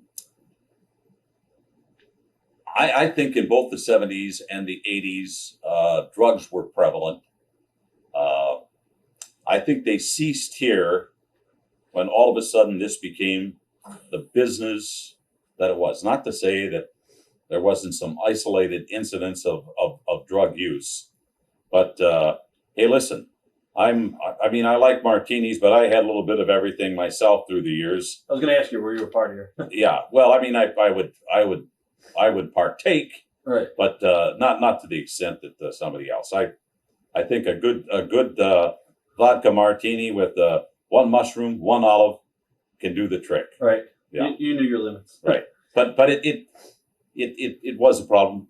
A lot of things happened that shouldn't have happened because of drug use. Not just steroids, but I mean drug use. Right. And by 1986 or 87, they pull the string on that. Gone. If you're caught doing them, if you test positive, we send you on vacation.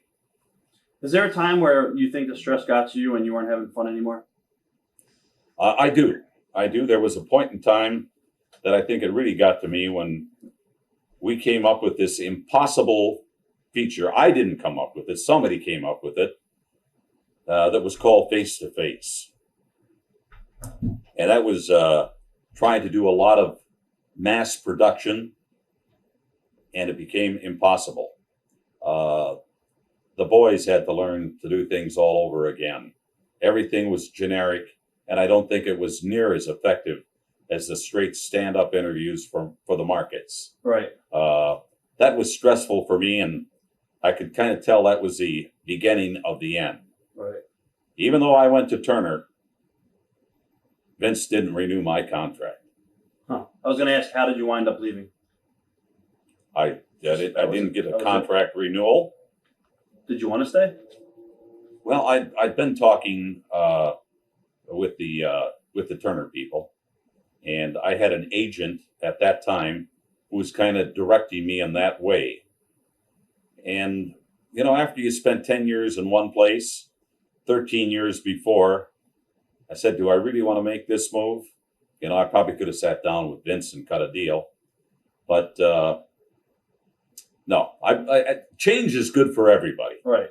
And that change was very good for me because I think we did prove something with WCW. Did you leave on good terms with Vince? Very good terms. Okay. I gave him a hug in the office and said we had a hell of a run together. And I think that probably kind of set him back a little bit because guys don't usually leave like that. Right. You know, you're gone, and you're hugging me and saying thanks for a great 10 years and thanks for a great run. Huh. Did he know at that time that you were going to WCW, or did he think you were just getting out of the business? Well, I mean, I don't know if he knew that time that I was going to go to WCW, but before I had physically left, because I stayed through SummerSlam and a couple of weeks afterwards, into the first week in September, and I started immediately at WCW, and they had to pull my chain back on a non-compete. Wow. And then there were some financial considerations that were made, but the long and the short of it is I didn't go on the air at WCW on TBS until November 1st, leaving the first or second week in September. Well, I do remember that. What were your initial thoughts on Eric Bischoff? I liked Eric. He was refreshing. I didn't know if he really had a handle on what he was doing, but I think he could be very personable. He was the one that said, "We need you here. Right. We want you here," and that was kind of good for me to hear. It got me back up again, and a new challenge. A new challenge. Early on, what did you notice about the differences between WCW's TV and WWF's TV? Instantaneously, the television production people. Production values. WCW, they were lousy. They weren't organized. It was just kind of a shoddy production. But eventually, they turned the light on down there, and their production values came up with the advent of Nitro, Monday Nitro, and I think they looked just about as good as the WWE. Were you surprised when Vince created the character Scheme Gene? Scheme Gene. Why would he come up with that character? What do you think? I'm scamming old people out of their retirement money? I mean, one lousy hotline, Right. and he calls me Scheme Gene. Did you personally get offended by that, or no? No. Okay. Why would you get offended? Right. The huckster, the Nacho Man. Right. Please. Did you ever talk to anybody in the company about it in WWE at the time? Did you still have contact with anybody? I did, but very little. I mean, right. They had a job to do. We have a job to do. Talk about the hotline for WCW. Was it a big moneymaker for you, or? It was a big moneymaker for me, but it was a much bigger moneymaker for them. I took that hotline over. It was doing approximately $350,000 a year in revenue. Jimmy Ross and others were doing it, but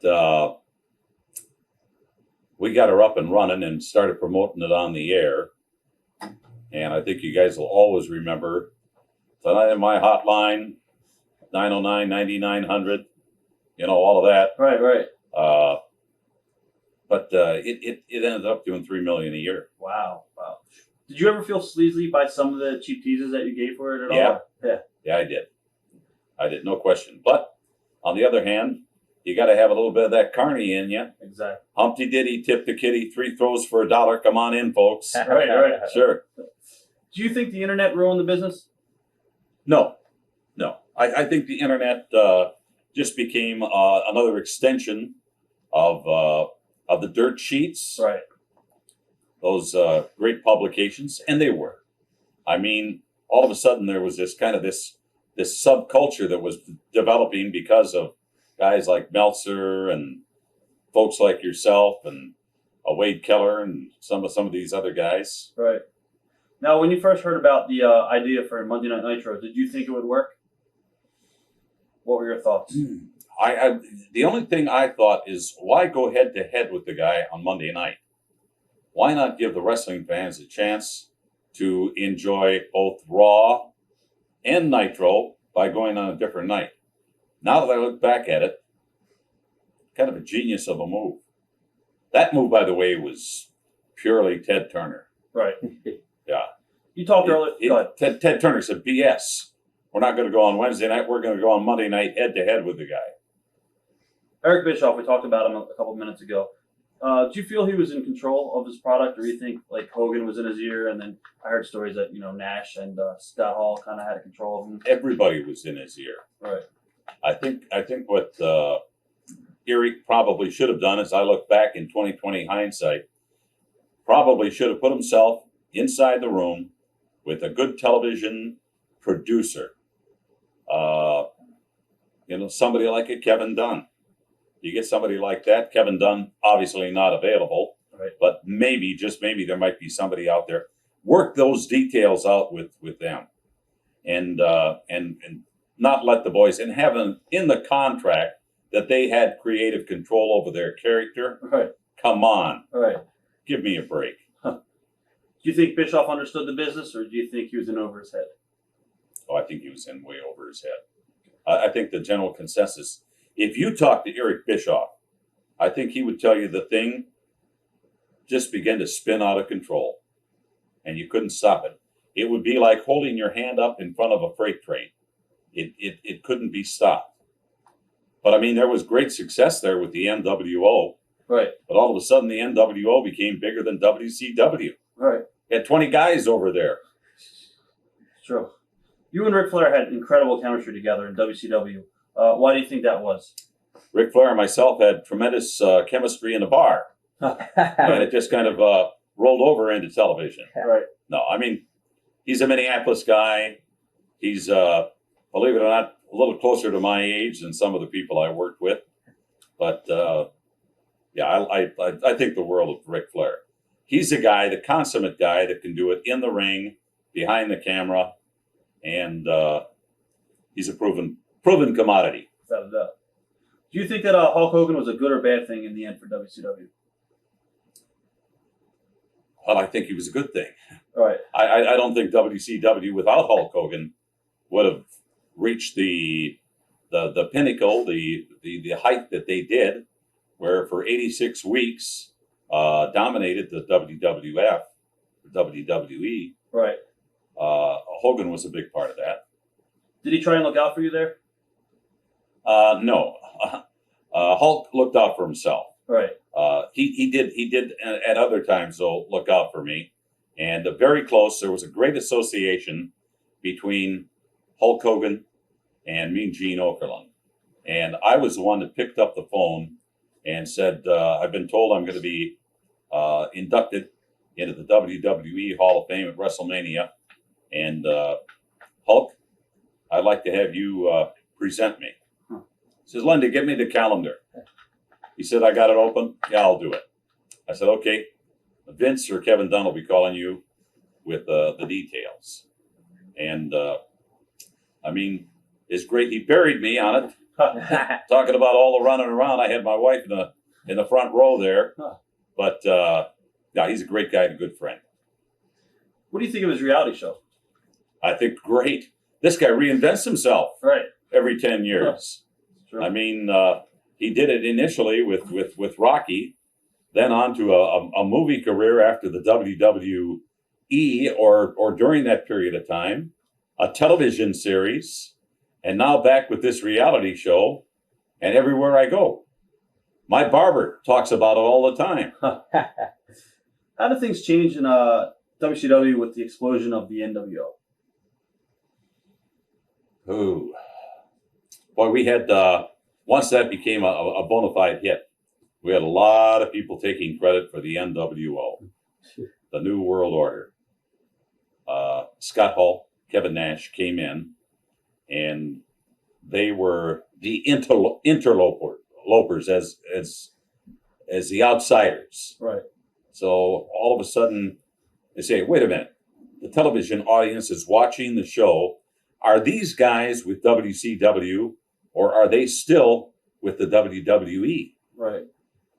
I don't know. I think they confused fans. I think the fans took a little time to sort it all out. But it was a good thing. It really helped them. How to control the things get in WCW?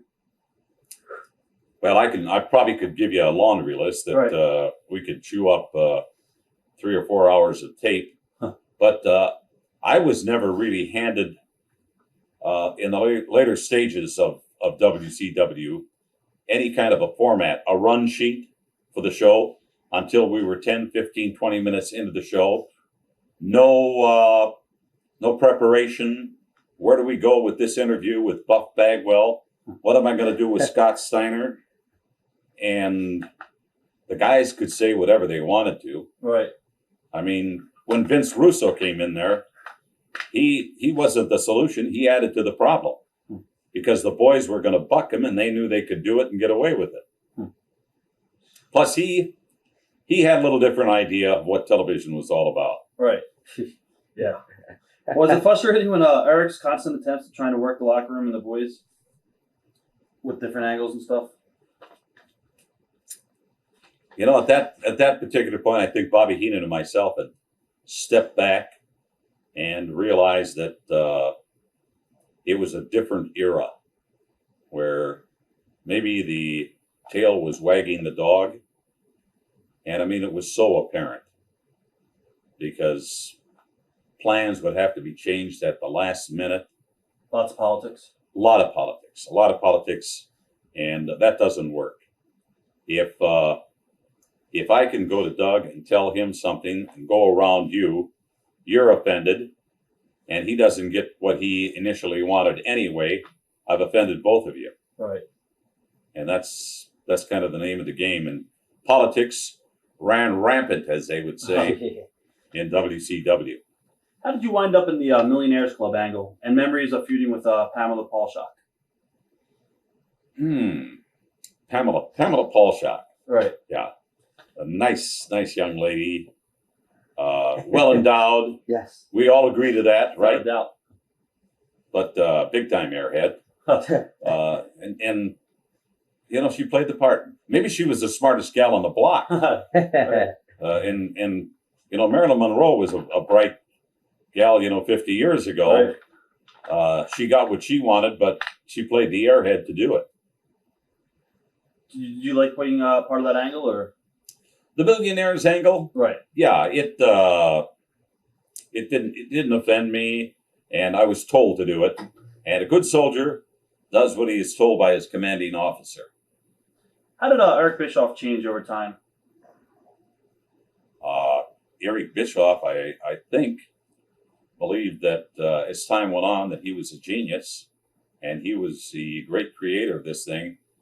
And then all of a sudden he became very power hungry,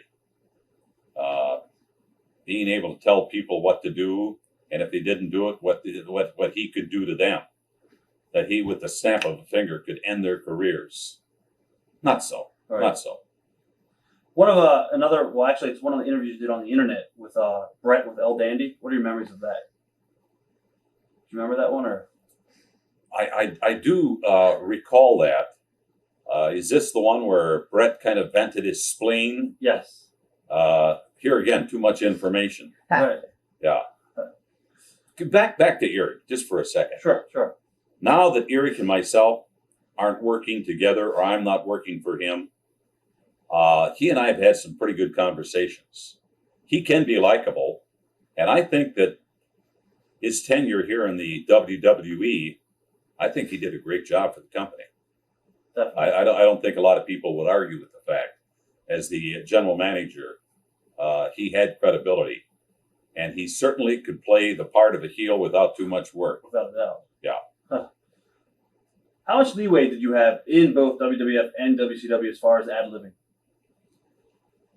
Well, back in the old days, I mean, everything was ad-libbed. I loved the All-American Wrestling because I wrote the script as I sat in that studio down in Baltimore and tried to intertwine a little entertainment with that was kind of a recap show of what's happened in the last week or two, and to be able to talk about some of the things that happened behind the scenes, a great experience. So, I mean, you control the ad-libbing yourself. Right. Eventually, if it became too out of control or too controlled by the company, you would hear about it. I had a tendency to be, what would you say, gentlemen, irreverent from time to time. Right. And that was looked upon as maybe something that shouldn't be done. Jumping back to Eric, I didn't mean to jump around, but what do you feel Eric's biggest mistake was in WCW? Was it listening to the boys? Listening to the boys. Letting the guys and I mean, everybody. That would be as big a mistake as listening to me. Right. But I mean, having the input, Bret Hart had creative control. Kevin Nash had creative control over his character. Hogan, obviously. But I think the big one was Bill Goldberg. All right. Bill Goldberg, somebody that hadn't been in the business more than 2.5 or 3 years. Exactly. And he was calling his shots. And I like Goldberg. I mean, he's a fun guy, great guy. How did things change when Russo came over? All things changed instantly. Number one, talking politics, the boys had their respective noses as far up his rear end the first day of TV as they possibly could. Wow.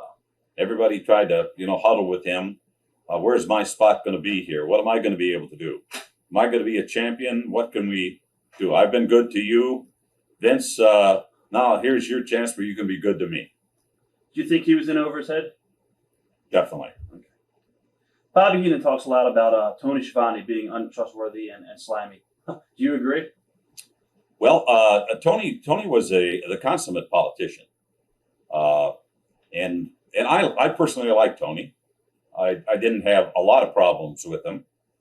But Tony watched out for Tony.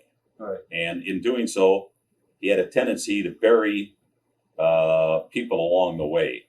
And that's where he got kind of the rep, if you will, that he was not trustworthy. Thoughts on Mike Tenay? Mike Tenay, knowledgeable, not a broadcaster, but certainly knew a lot about wrestling. His specialty was the Mexican lucha libre promotions and also the Japanese promotions. Right. He came out of nowhere, and I understand he's still around today doing TNA. Right. What are your thoughts on Mark Madden and your match? Well, that was an abortion. Should have never happened. But that wasn't Mark Madden's fault. That wasn't Gene Okerlund's fault. That was Vince Russo's fault. Who would put a piece of garbage like that on television intentionally? And I mean, you're not going to make any money off of it. You're not going to draw. You're going to embarrass me. You're going to embarrass Mark Madden, who should be at Weight Watchers. Not that I'm saying I shouldn't be, but I mean, it was terrible. Did you say anything? Pardon? Did you say anything to the office at all about it? Or? Who are you going to talk to? Just did it and got paid. The only guy I could have talked to would have been Brad Siegel, who was the entertainment division head for Turner Time Warner. Do you think at that time they were doing these angles and matches just they were worried too much about the buy rate or the ratings of that 1 quarter hour where it like compromised the product? No long-term thinking at all. You hit the nail on the head. They were worrying about getting a Monday night rating or getting a Wednesday night rating or getting a buy rate. But that episode down in Florida, and I believe it was at Bash at the Beach or one of those pay-per-views where Vince Russo went off with that shoot interview on Hogan. No. I thought that was absolutely despicable. That was the end of it. Right. That was it. It was all over, baby. That was it. What are your thoughts right now on Vince making good-looking women and guys interviewers these days as compared to guys with credibility and wrestling background? To each his own, to tell you the truth. I watch Fox News, and I didn't watch Dan Rather or Tom Brokaw because I like the little leg. Right. So, hey, I'm one of the guys, and that's kind of the name of the game today. Right. I think, though, to get an angle over, I think if it comes to something where you got to carry the load, then you got to have a broadcaster or somebody that can lead that conversation, can lead that interview. Speaking of WCW, what do you think was the reason that they went out of business? When did you realize that they were in big trouble? Well, I knew they were in big trouble when they're losing $60-70 million a year on billing $250 million. The books just didn't match up. But I think the real crowning blow is when AOL merged with Time Warner, and they didn't want to have anything to do with wrestling. As a matter of fact, a lot of the old Turner people didn't want to have anything to do with wrestling. But Ted Turner said, I love my wrestling. It's the first live programming that he had on TBS, and he stood by it. How did you find out about the sale of WCW? I was sitting at home. I was asked not to come to TV. And the crazy part about it is, this is how insane this whole thing had become. I had just signed a multi-year contract that actually, long-term, exceeded well over $1 million. Wow. And that was signed with Turner Broadcasting. Did you get paid for it still, or? I got paid every nickel. Nice. Every nickel. Is it true? Like some of the guys were getting paid up until like 2005, like $1 million. Who was it? Was it I forgot. Goldberg, I think, or somebody? I don't remember. They're getting. Well, I don't know about them. I do know about me. Right. Thoughts on DDP? DDP was a friend of Eric Bischoff's. There was some resentment there, not by me, but by some other guys in the locker room. That the reason that Diamond Dallas got the big push was because he was friends with Eric Bischoff, and that perhaps there might have been some kind of a thing going on between the families. Right. You Heard know, about that. who am I to say? Wouldn't have minded tagging in on that deal, by the way. Did you talk to anyone about going back to WWF at this period of time, or? I had constant conversation with Kevin Dunn. Okay.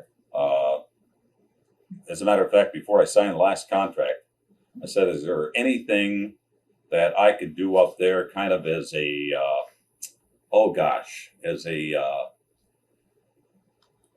I'm thinking that, you know, some of the old time Jack Whitaker, Dick Shapp, you know, do kind of special features and things like that, where I could kind of glide into this thing, Right. but still be a part of it. And Kevin says, I'll work on it because we'd love to have you back here now. And Vince feels good about you and about your work. So the next thing I knew, about 6 months later, Kevin said, I've got a show for you. It's called Confidential. Right. Let's see what we can do. Do you think that show exposed the business too much? Well, I think what it did, I don't know if it exposed the business. I mean, this business has been exposed Right. about as much as any business could Right. be. But I think what it did, it put the office in a position where it had to coincide with their storylines ongoing. And I think the real great pieces that we did were on Stone Cold Steve Austin.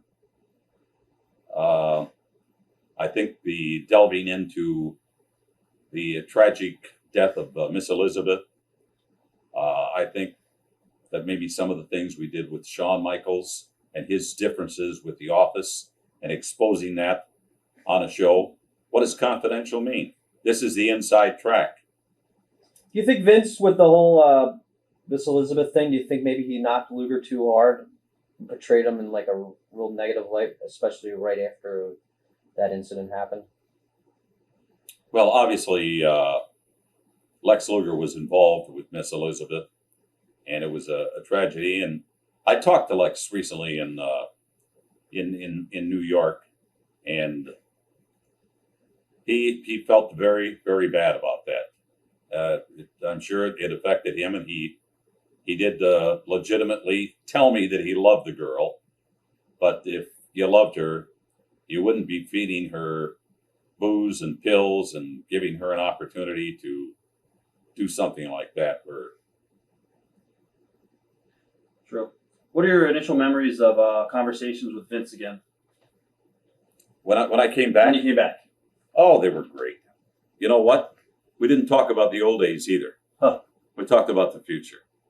I'm not a big nostalgia buff, even though we do have a lot of history in WWE. When I go back to things like, you know, WrestleMania 1, WrestleMania 3, the highlights, and there were some lowlights in there too. Right. But no, Vince is big at talking about the future. Vince is known nowadays for giving his announcers lines, you know, through the headsets. What are your thoughts on that? It's his show. Maybe he's enough of a perfectionist that he wants this a certain way, and that's his way of communicating with the guys when they're on the air. I understand when Joey Styles first came aboard and hit that Monday Night Raw scene, that he got a lot. Now, too much of that, and you're going to all of a sudden destroy the spontaneity that you need Right. out of that. I'm not being critical of him doing it because he's got something in mind, and that's the way. Do you like Joey's work? Do I like Joey's work? I love it. Right. I tell you what, he's got such a strong association with ECW that it was kind of tough to see him on Raw. But you know what?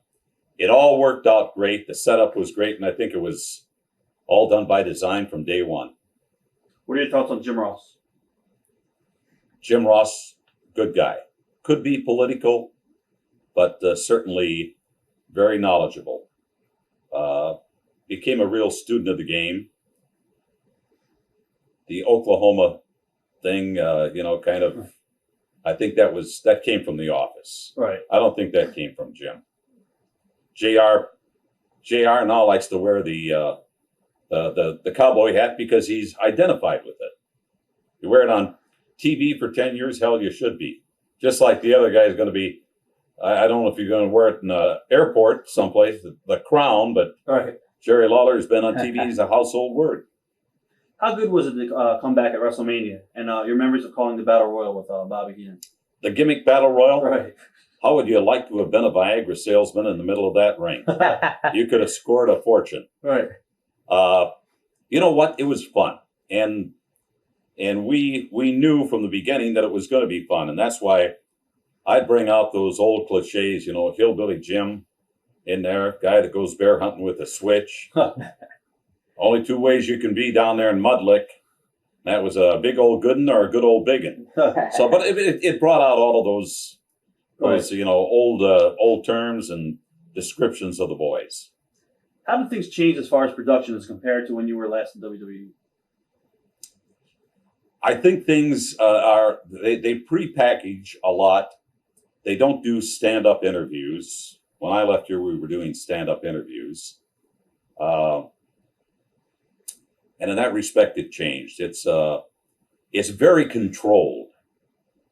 Back in the old days, there were so many things that were done by accident that were great. That today, it seems a little forced. But Lord knows it's working, and there's more product out there today than they've ever had. What are your thoughts of being inducted into the Hall of Fame? Great honor. Never thought it would happen. Why would an announcer go into the Hall of Fame? And being the first announcer, we all know that probably some of these decisions are made by the office, but I considered it a great honor. And then after the show, Vince said, "Well, you gave him a punchline." Huh. Thank you. All right. Yeah. Talk about Vince today and the change he has made over the years. Well, I mean, this is a corporate a juggernaut now. I mean, compared to, there were 8 people over on Hollyhock Lane in Greenwich, Connecticut when I came here. We did the interviews inside this rather small, dismal office building. I'd have Hogan up against the wall and we'd have a backdrop. Matter of fact, it probably was a blue curtain. Right. But those were very modest beginnings. And I'm sure he was operating on a shoestring. Howard Finkel was there. He was there from day one, right? From day one. Jimmy Troy, Bob McMullen. I'm trying to think, of course, on the outside, Gorilla Monsoon, Arnie Skolin, a lot of the confidants, Chief Jay Strongbow as both a wrestler and an agent.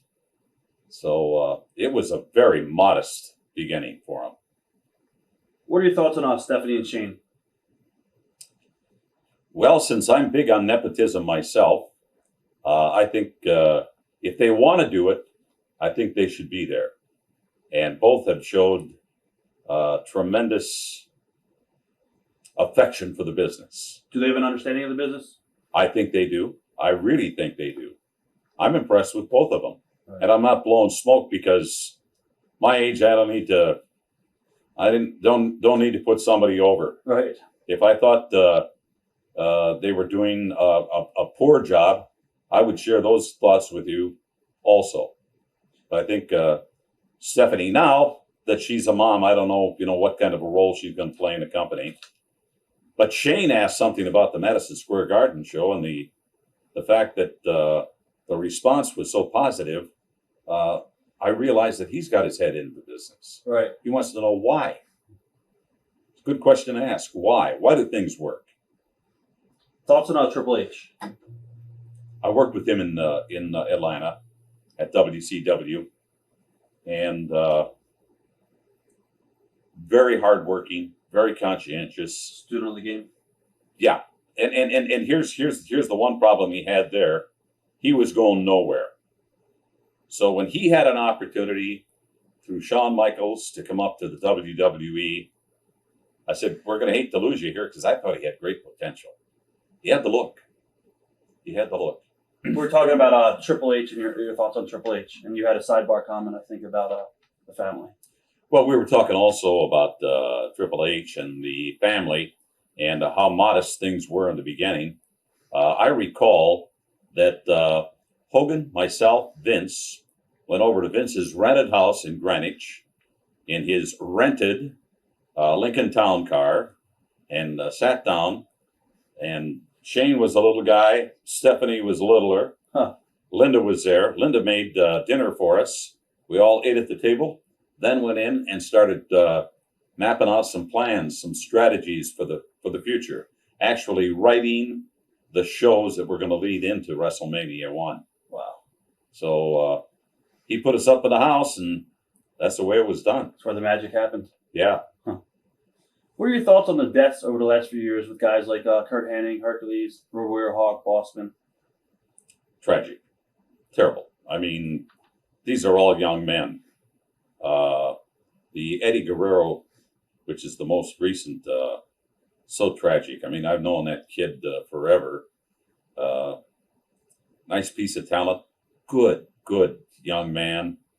And I think he turned the corner on any of the problems he might have had, but unfortunately, in that particular instance, with a coronary, probably it's damage from the past. Right. Kurt Hennig, senseless.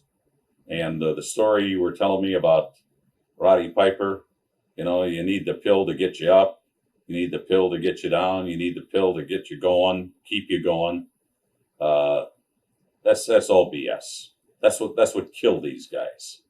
Rick Rude, Kurt Hennig, Louis Spicolli, Davey Boy Smith. I mean, to go down that list, and I missed, a ton of people. It's tragic. Do you think the boys have learned their lesson, or do you think if they have the attitude, it ain't going to happen to me? I think there's a certain amount of that. I think that's a good comment, that I'm bulletproof. I'll go on forever. None of us are going to go on forever. Wasn't a couple of those guys, 3 of them were even from Robbinsdale, weren't they? Yeah. Rude? Hawk? Was Hawk? And Hawk. Yeah. From 110. Yeah. Are you surprised guys like Hogan and Flair, who have been around this long, are still on top and still actually working in the ring? That doesn't surprise me.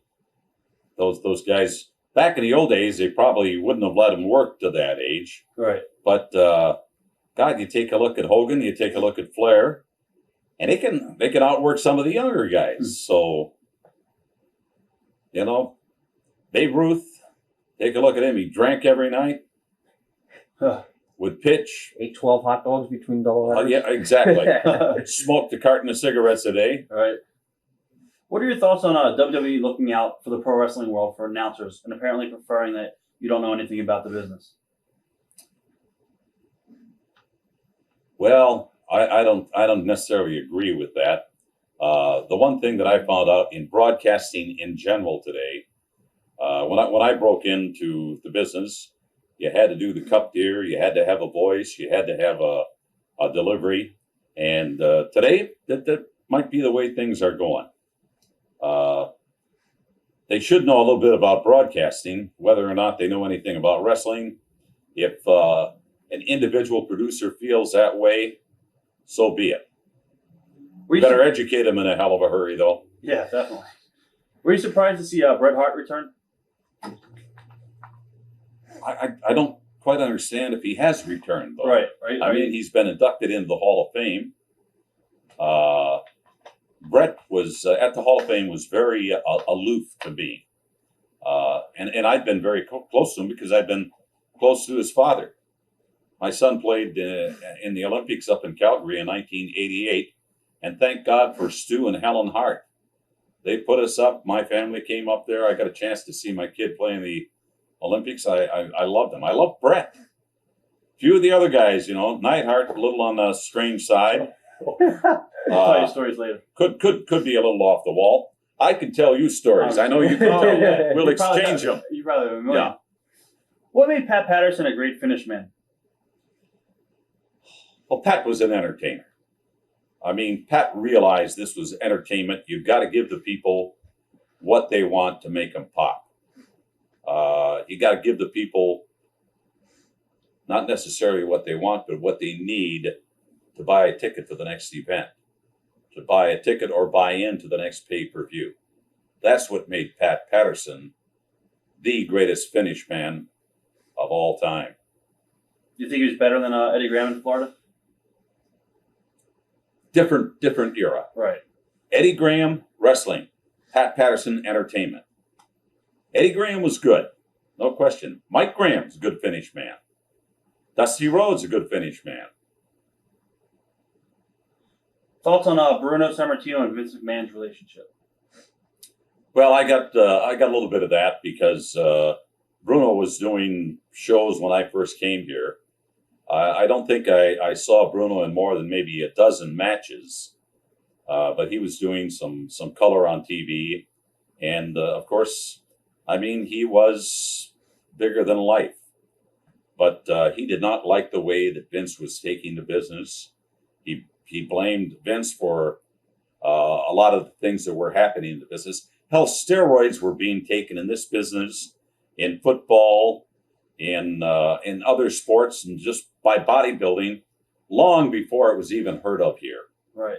So, you know, I mean, it was old hat, and Bruno was very adamant about the direction the company was taking. He thought it was going to ruin the business. Too many people knew too much. All right. What are your thoughts on the lack of kayfabe in the business today? You think it hurt the business, or you think otherwise? I think it did. I think it did. But take a look at the subculture that's been developed by reality. Huh. So you think the business could ever go back? Could it? Oh, I think it could. I think it could. Pretty tough now, though. We smartened up the wrong people. Right. We should have smartened up the TV people, not the fans. Right. I think they would have liked it better that way, too. Without a doubt. Do you feel a good TV writer could write good wrestling? And what are your thoughts on the writers in WWE as far as they were never really around the business and they don't understand the business? And you have guys in the locker room like Arn Anderson and other veterans that should be doing that job. Yeah, but should Arn Anderson, should Ricky Steamboat, should Tony Garea, Pat Patterson be writing dialogue? Right. I mean, they can do the wrestling. What they need to do is you've got writers. They get the input from the office. Here's what we're going to be doing, and we'll give you the wrestling components. You now come up with dialogue that is going to make everything work. Right. Do you actually like the writers as far as, not as people individually, but do you think it's a good idea, or did you like it back in the old days when you had one guy who was pretty much the booker and he was pretty much the guy who wrote everything? That couldn't have gone on forever. Right. It couldn't have gone on indefinitely. Having these high-powered, highly produced shows, you had to have writers. I still think there's a place, excuse me, for stand-up interviews, though. I had made the suggestion to Vince and to Kevin Dunn that I would like to be doing interviews that meant something, stand-up interviews in the old way that we used to do them, center of the ring, like I do with the Flair, like I do with, but hell, I mean, I did them with Tito Santana. All right. You did them with everybody. But the interviews would have to be special. They'd have to be a Hogan. They'd have to be a Flair. They'd have to be somebody from the old school so we could tie it in. Right, right. I think they were at one point thinking about that on Saturday night's main event, but thus far it hasn't happened. But on the other hand, I don't think they're really jumping up and down with the numbers on Saturday night's main event. Right. Who was the most talented announcer that you worked with? If you can name one. Where you were almost like, wow, this guy's better than me and all this. I want to. Well, I'll tell you. I'll tell you who were good all around, and I would be absolutely ecstatic to be put into the same category with a Gordon Soley. I thought Gordon, between interviews, play-by-play, some people said there was no excitement or no enthusiasm in his play-by-play commentary. He didn't need it. He didn't need to scream. He didn't need to shout. He did just a great job of calling the action. It was credible. It was believable. But I also have got high regard for Vince when Vince was calling the action, and I was working beside him in Allentown, Pennsylvania, and Hamburg, and those places. I thought Vince did a great job of calling the action. My personal all-time favorite that I liked was Gorilla Monsoon. He was a wrestler. He knew what he was talking about. He knew all of the moves. He was a great amateur wrestler. And he was very entertaining. Plus, he was sometimes a little sarcastic, and I like that. Looking back at your career, can you name one promo that you were involved with a wrestler next to you, and you were just like in awe, like, and you almost had goosebumps? Is there one promo that you can think of right now at the top of your head that was the greatest thing I've ever heard? I don't think I could identify that with one promo, but Dusty Rhodes, I recall in WCW. I'm watching him and the way he kind of works, and Dusty could build, and build. He was great. Ric Flair started out here, bring her down, go back here, but Dusty was sitting talking about a promo. And he said, I was laying in bed with my wife and middle of the night. And she said, what's that thumping that I hear? And he says, sweetheart, that's the heartbeat of America. It's coming from the dreams, pounding through my chest. Because I'm looking forward to this match with this guy, whatever. Those were good. They were storytellers. Ric Flair, great. Hogan, high energy all the way. How about the Iron Sheik? He entertained me. I don't know what he did for you guys. I don't know if he sold tickets, but he entertained me. Well, you were there in the company, I guess when Sheik beat Backlund. What was right? So there's some people saying the finish, the towel being thrown in, and Backlund didn't. Is that just fairy tale or? The Backlund didn't want to lose? Yeah. That was probably Backlund's version of the screw job. Arnold was an office guy. Backlund didn't want to lose, especially to the Iron Sheik. But it had to be done for business because it was the setup for Hogan coming in. Right. Speaking of screw jobs, we might as well touch about it because, people are going to ask why we didn't ask you. What are your thoughts on the whole Montreal situation? Do you think Bret handled that right and Vince handled that right? Well, I think Bret should have been professional. He let his ego get in the way. Who was right, who was wrong. It's water over the dam, under the bridge, down the road. And the one thing I will say that surprised me, it sure made for a lot of conversation amongst fans. The internet was buzzing. The dirt sheets were loaded. And did Bret Hart really get effed? They call it the Montreal screw job. Maybe it was. Shawn Michaels know anything about it? Maybe he didn't. You'd say he had to, but it was Hebner that put the 3 count down, and the shoulder was clearly up. But Bret has to understand, you got to do business. Who do you think deserves to be in the Hall of Fame in the future? Oh, God, I've got a list of a lot of guys. Unfortunately, there's a few of them that have left us in this world. But I would say Dusty definitely belongs in the Hall of Fame. Ric Flair, future Hall of Famer. I wanted to see the Crusher and the Bruiser inducted, and unfortunately they're both gone. How many dead guys can we induct in 1 year? But I think there's a lot of guys out there right now. Ricky Steamboat to me is a good candidate. Here's the problem we have. It's the WWE Hall of Fame. Do they have to be bona fide WWE stars or former stars, superstars? I think now that since the WWE is where it is, it represents the industry as a whole. Terry Funk should be in the Hall of Fame. Without a doubt. Mm-hmm. Dory Funk Jr. should be in the Hall of Fame. And I mean, I can go on and on with that list. Who do you think will be the next big thing in the business? What guy?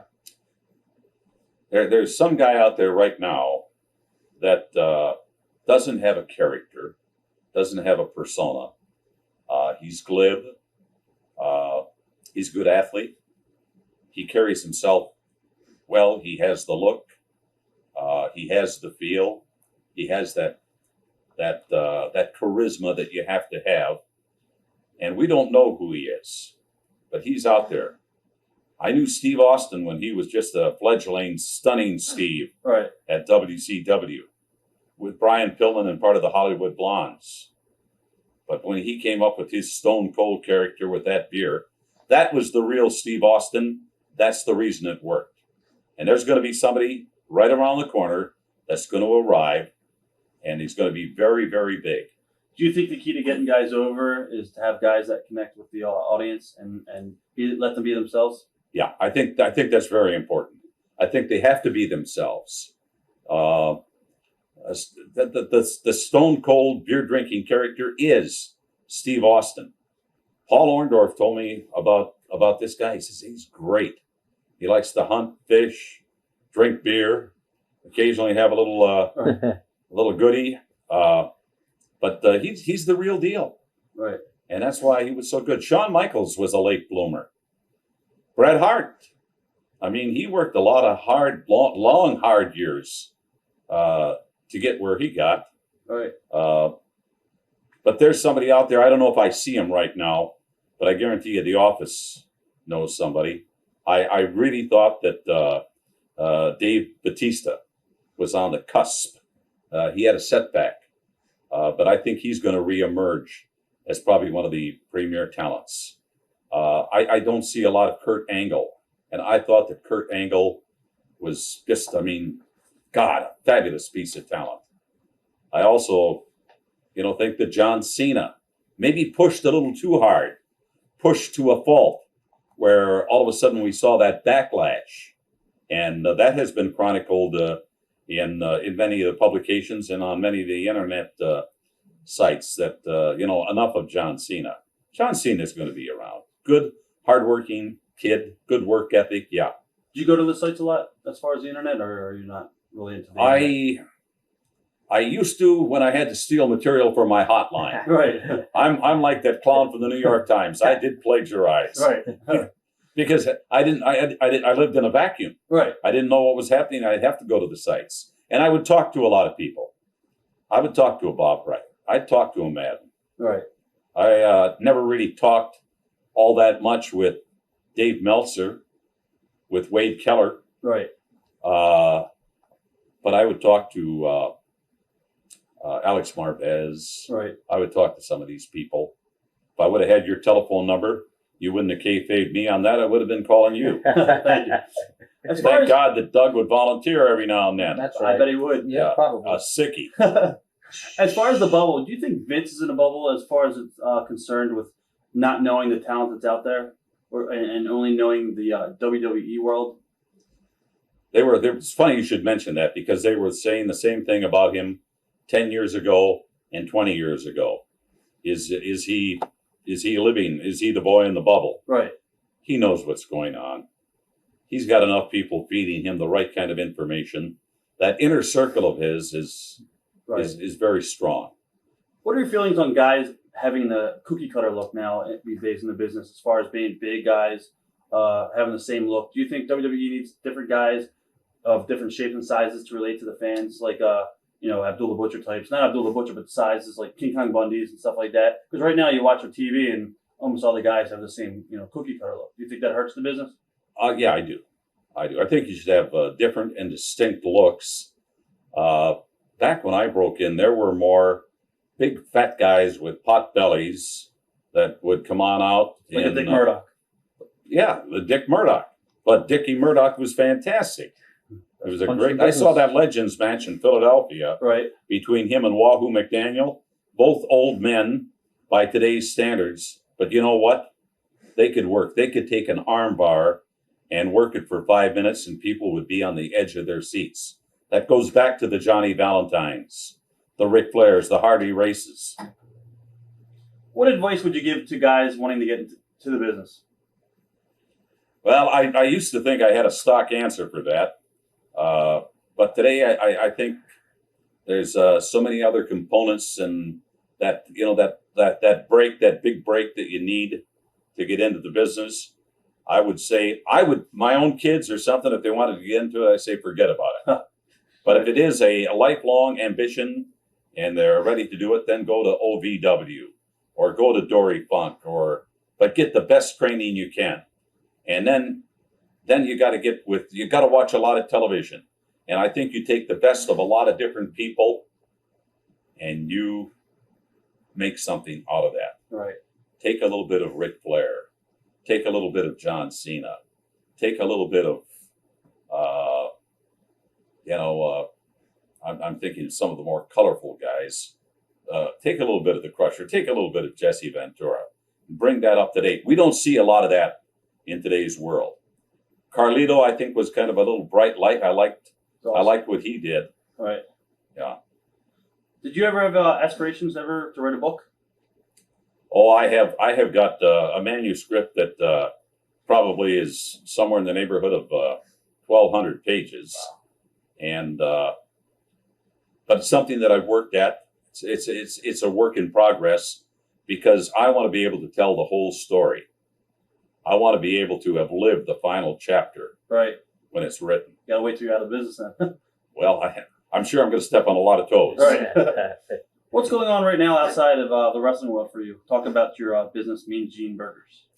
Well, I had a long-term arrangement with a company called Orion Food Systems, but they were owned by a company called Schwann's Enterprises. I'm sure you've seen the trucks that go around and deliver. Big company, $5 billion company. And then they were sold to Kohlberg, the son of the KKR guy. Right. He subsequently sold it to Allied Capital and a management buyout group. So before the last time, I did a new contract with them and said, if this company is ever sold again, I have the right to terminate my contract. Not for cause. I just have a right, point blank, to terminate. On March the 8th of this year, I terminated that contract. And what I am now doing, guys, is very simple. I'm trying to put together the same kind of a framework and do it on my own. All this at 63 years old, which most people would say, what the hell, are you nuts? At 63, right. You want to go out and start another business endeavor? Yeah, I do. You're damn right. Huh. I guess if you were working at independent today, and you were the same age as you were when AWA got started, do you think you would get a shot in the WWE? Yeah. I mean, I think the door is open. Even though they're not looking for a Gene Okerlund anymore. Right. I think they're looking for a little different nondescript character. But I mean, you've got the JR, he's here. Jerry Lawler's here. Michael Cole and Taz have been here. Joey Styles is over on the ECW side. I mean, so there's still some announcers with a personality. Who did you travel with? Oh, God forbid! I traveled by myself mostly, but I did. Right. I had the privilege of traveling a lot with Bobby Heenan. Right. I don't know if that was by design, but we did work together so many years, and a lot of that is in the book, if and when it comes out. I'm sure if I were to buy the farm tomorrow, my wife would peddle it to somebody for $1 million. They'd read it and say, if I can read it and like it, I'll pay you. Right. And everything is in that book. Any good road stories you want to share with us? Any ribs or anything like that? Bobby Heenan's so quick. Right. And Bobby loved to have a cocktail. And Bobby wanted to fly first class. We were in, I'm thinking, Salt Lake City, and we were going to run in Oakland the next day. Right. But there was no first-class flight. There was Southwest and some other commuter airline out there where you could fly in an hour and a half from Salt Lake to Oakland, California. Bobby said, no, we're going first class. And he says, I've got you booked on the same flight. We're going to go. This is with WCW. This is how ridiculous it got. We had to fly from Salt Lake back to Denver on United and catch a flight that had first class into Oakland. The thing took us about 5 or 6 hours. Heenan drank all the whiskey in the world. Right. And of course, I was right there with him. Right. But on the second flight, he puts his luggage in the overhead, and he's having a hell of a time banging it in there. So he's popping on it. And of course, he's half in the bag. Right. And some guy walks in and says, are you all right, sir? Bobby turns around and looks at him and says, what the hell are you, a doctor? That's great. Brought me to my knees. Yeah. Any regrets?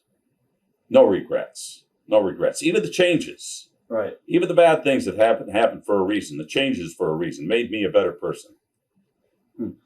Is there anything that you want to say to your fans out there that you might have never had a chance to say before? Well, I'm sure I had a chance to say. I even my critics, I say, fine, go right ahead. But the fans, and I've got a lot of them. The one thing I want to say is, where the hell did you get a hold of my home address? That you're sending mail to me at my house, along with my bills. Forget about it. I've moved. I'm out of here. Where do you see yourself in the next 10 years? I think I'm still going to be doing some wrestling, health permitting. But I mean, I travel a pretty good schedule right now. Going through an airport today, gentlemen, is not the easiest thing in the world. Right. When they take the mousse out of my top kit for my hair, Right. I got hot. Well, in closing, I want to thank you for being here today with us. It was a great interview, and hopefully one day we can do it again. Rob, Doug, thank you, gentlemen, and good luck to you. Best to you both. Thank you very Thank you very much. TitleMatchNetwork.com